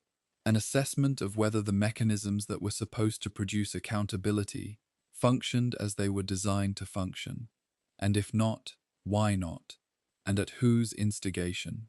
This final chapter is that accounting, not for Hans Kammler alone, but for the system of decisions and silences that allowed him to occupy, in the popular historical memory, a space so much smaller than his actual historical significance. The historical record of Hans Kammler's role in the Second World War is, at this point, sufficiently documented to support a clear account of what he did. He was born in Stettin in the first year of the 20th century. He studied engineering, earned a doctorate, and joined the Nazi Party 2 years before it came to power, not as a follower of the crowd, but as a committed believer. He joined the SS, moved through its administrative apparatus, and became, in the critical years of 1942 and 43, the chief of the organization responsible for building the physical infrastructure of the Holocaust. He signed the orders for the construction of Auschwitz-Birkenau. He designed the expansion of the crematoria. He oversaw the construction of Majdanek. He directed the demolition of the Warsaw Ghetto. He built Mittelbau Dora, the underground rocket factory where tens of thousands of slave laborers died building weapons. He took control of the V2 operational program. He took control of the Mi-262 jet program. By the final months of the war, he was one of the most powerful figures in the Reich's military-industrial apparatus, answering directly to Hitler. This is not a contested account. It is documented.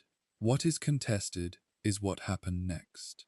The official account, the cyanide suicide on the 7th of May, the death declaration issued in September of 1948, rests on witness testimonies that serious researchers have labeled fictitious, in a proceeding that produced a death certificate without a body, and that was concluded with a speed that, given the circumstances, continues to invite scrutiny. The counter-evidence, the American interrogation order of November 1945, the CIC interview report, the Richardson account, the emptied files, points towards survival and American contact, without rising to the standard of documented proof that a criminal trial would require. The balance of the available evidence, taken together, does not support the official account with the confidence that the finality of a legal death declaration implies. It supports, instead, the conclusion that what happened to Hans Kammler after the 9th of May, 1945, is not known with certainty, and that the absence of certainty reflects, at least in part, deliberate institutional management. That conclusion is itself historically significant. The Nuremberg trials were the foundational moment of modern international criminal law, the event that established the principle that those who plan and administer mass atrocity on behalf of a state are personally criminally responsible for what they do, and that this responsibility survives the destruction of the state that employed them. The principle was real. It was applied to the defendants who stood trial, but it was not applied universally, and the cases in which it was not applied were not random. They reflected the same interplay of strategic interest, institutional inertia, and deliberate management that characterized the handling of German scientific expertise under Operation Paperclip. The man who built Birkenau was not at Nuremberg because it was convenient for him not to be there, either because he was dead, which the evidence does not clearly establish, or because someone had decided that the information he possessed was worth more than the accountability his presence would have enabled. The long arc of post-war German reckoning with the Nazi past has been, by any reasonable measure, more extensive and more serious than that of most countries that have been required to confront similar histories. The trials that continued through the 1960s, 70s, 80s, and into the present century, the prosecution of concentration camp guards well into their 80s and 90s, the sustained work of the Central Office for the Investigation of National Socialist Crimes in Ludwigsburg, the educational programs mandated in German schools, represent a genuine institutional commitment to maintaining the historical record and to asserting that the principle of accountability does not have a statute of limitations when the crimes in question are crimes against humanity. The work of the Dora Memorial, of the Auschwitz State Museum, of the hundreds of smaller local memorial institutions across Germany and Austria and Poland is a part of this commitment. It does not redeem what was done, but it represents a form of institutional seriousness about historical truth that not every country that has faced comparable histories has demonstrated. The specific gap represented by Kammler, his absence from any formal legal proceeding, his missing files, his contested fate, remains a challenge to this broader reckoning. It is a challenge not because the German state is responsible for the American intelligence files that may or may not document his fate, but because the completeness of the historical record depends on the cooperation of all the institutions that hold relevant documentation, regardless of national jurisdiction. The argument for full disclosure of whatever remains in American intelligence files related to Kammler is not an argument about German history alone. It is an argument about the integrity of the historical record of the Second World War, which is a shared inheritance of the nations that fought that war, and of the international institutions that emerged from it. For the families of the people who died at Mittelbau-Dora and at Auschwitz-Birkenau and at all the other sites of Kammler's construction empire, the question of what happened to him is not primarily a puzzle to be solved. It is a moral statement about the world that emerged from the war.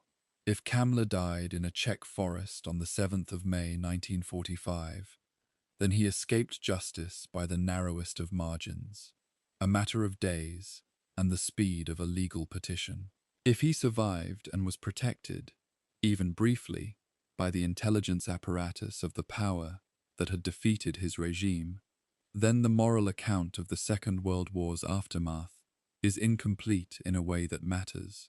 It means that the machinery of the Holocaust was administered, at its most senior construction level, by a man who was never made to answer for it, and that his escape was enabled by an institution that found his knowledge more useful than his accountability.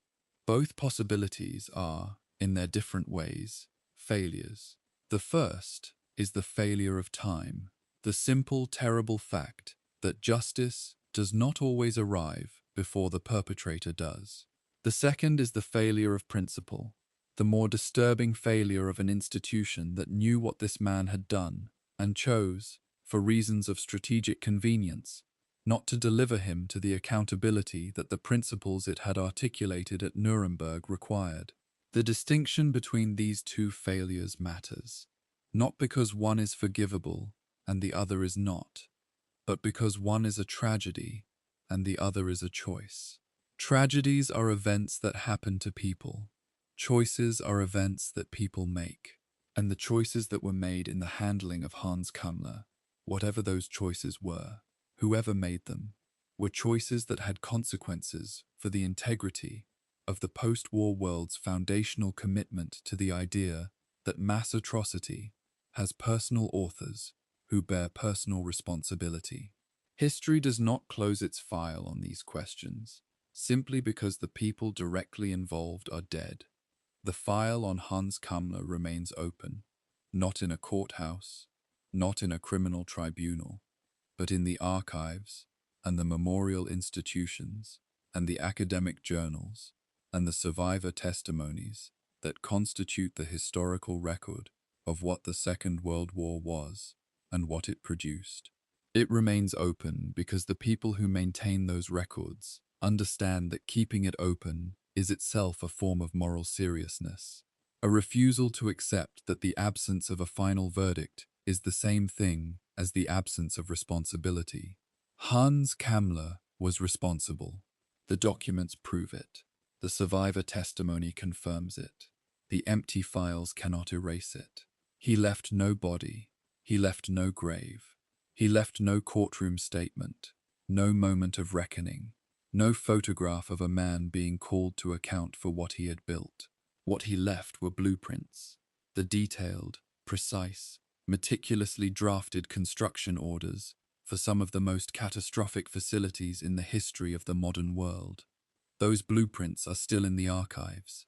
His name is still on them. And as long as the archives endure, and as long as there are people willing to read them and to remember what they represent, the story of Hans Kammler, the SS engineer who built the architecture of the Holocaust, and then, by whatever means, walked out of the frame, will not be fully closed. It will be told. Again and again, it will be told, because that is what the dead deserve. Not resolution, not a tidy ending, but the insistence, across every telling, that they were real, that what was done to them was real, and that the name of the man who built the places where it happened belongs in the record, spoken, documented, remembered, for as long as that record endures.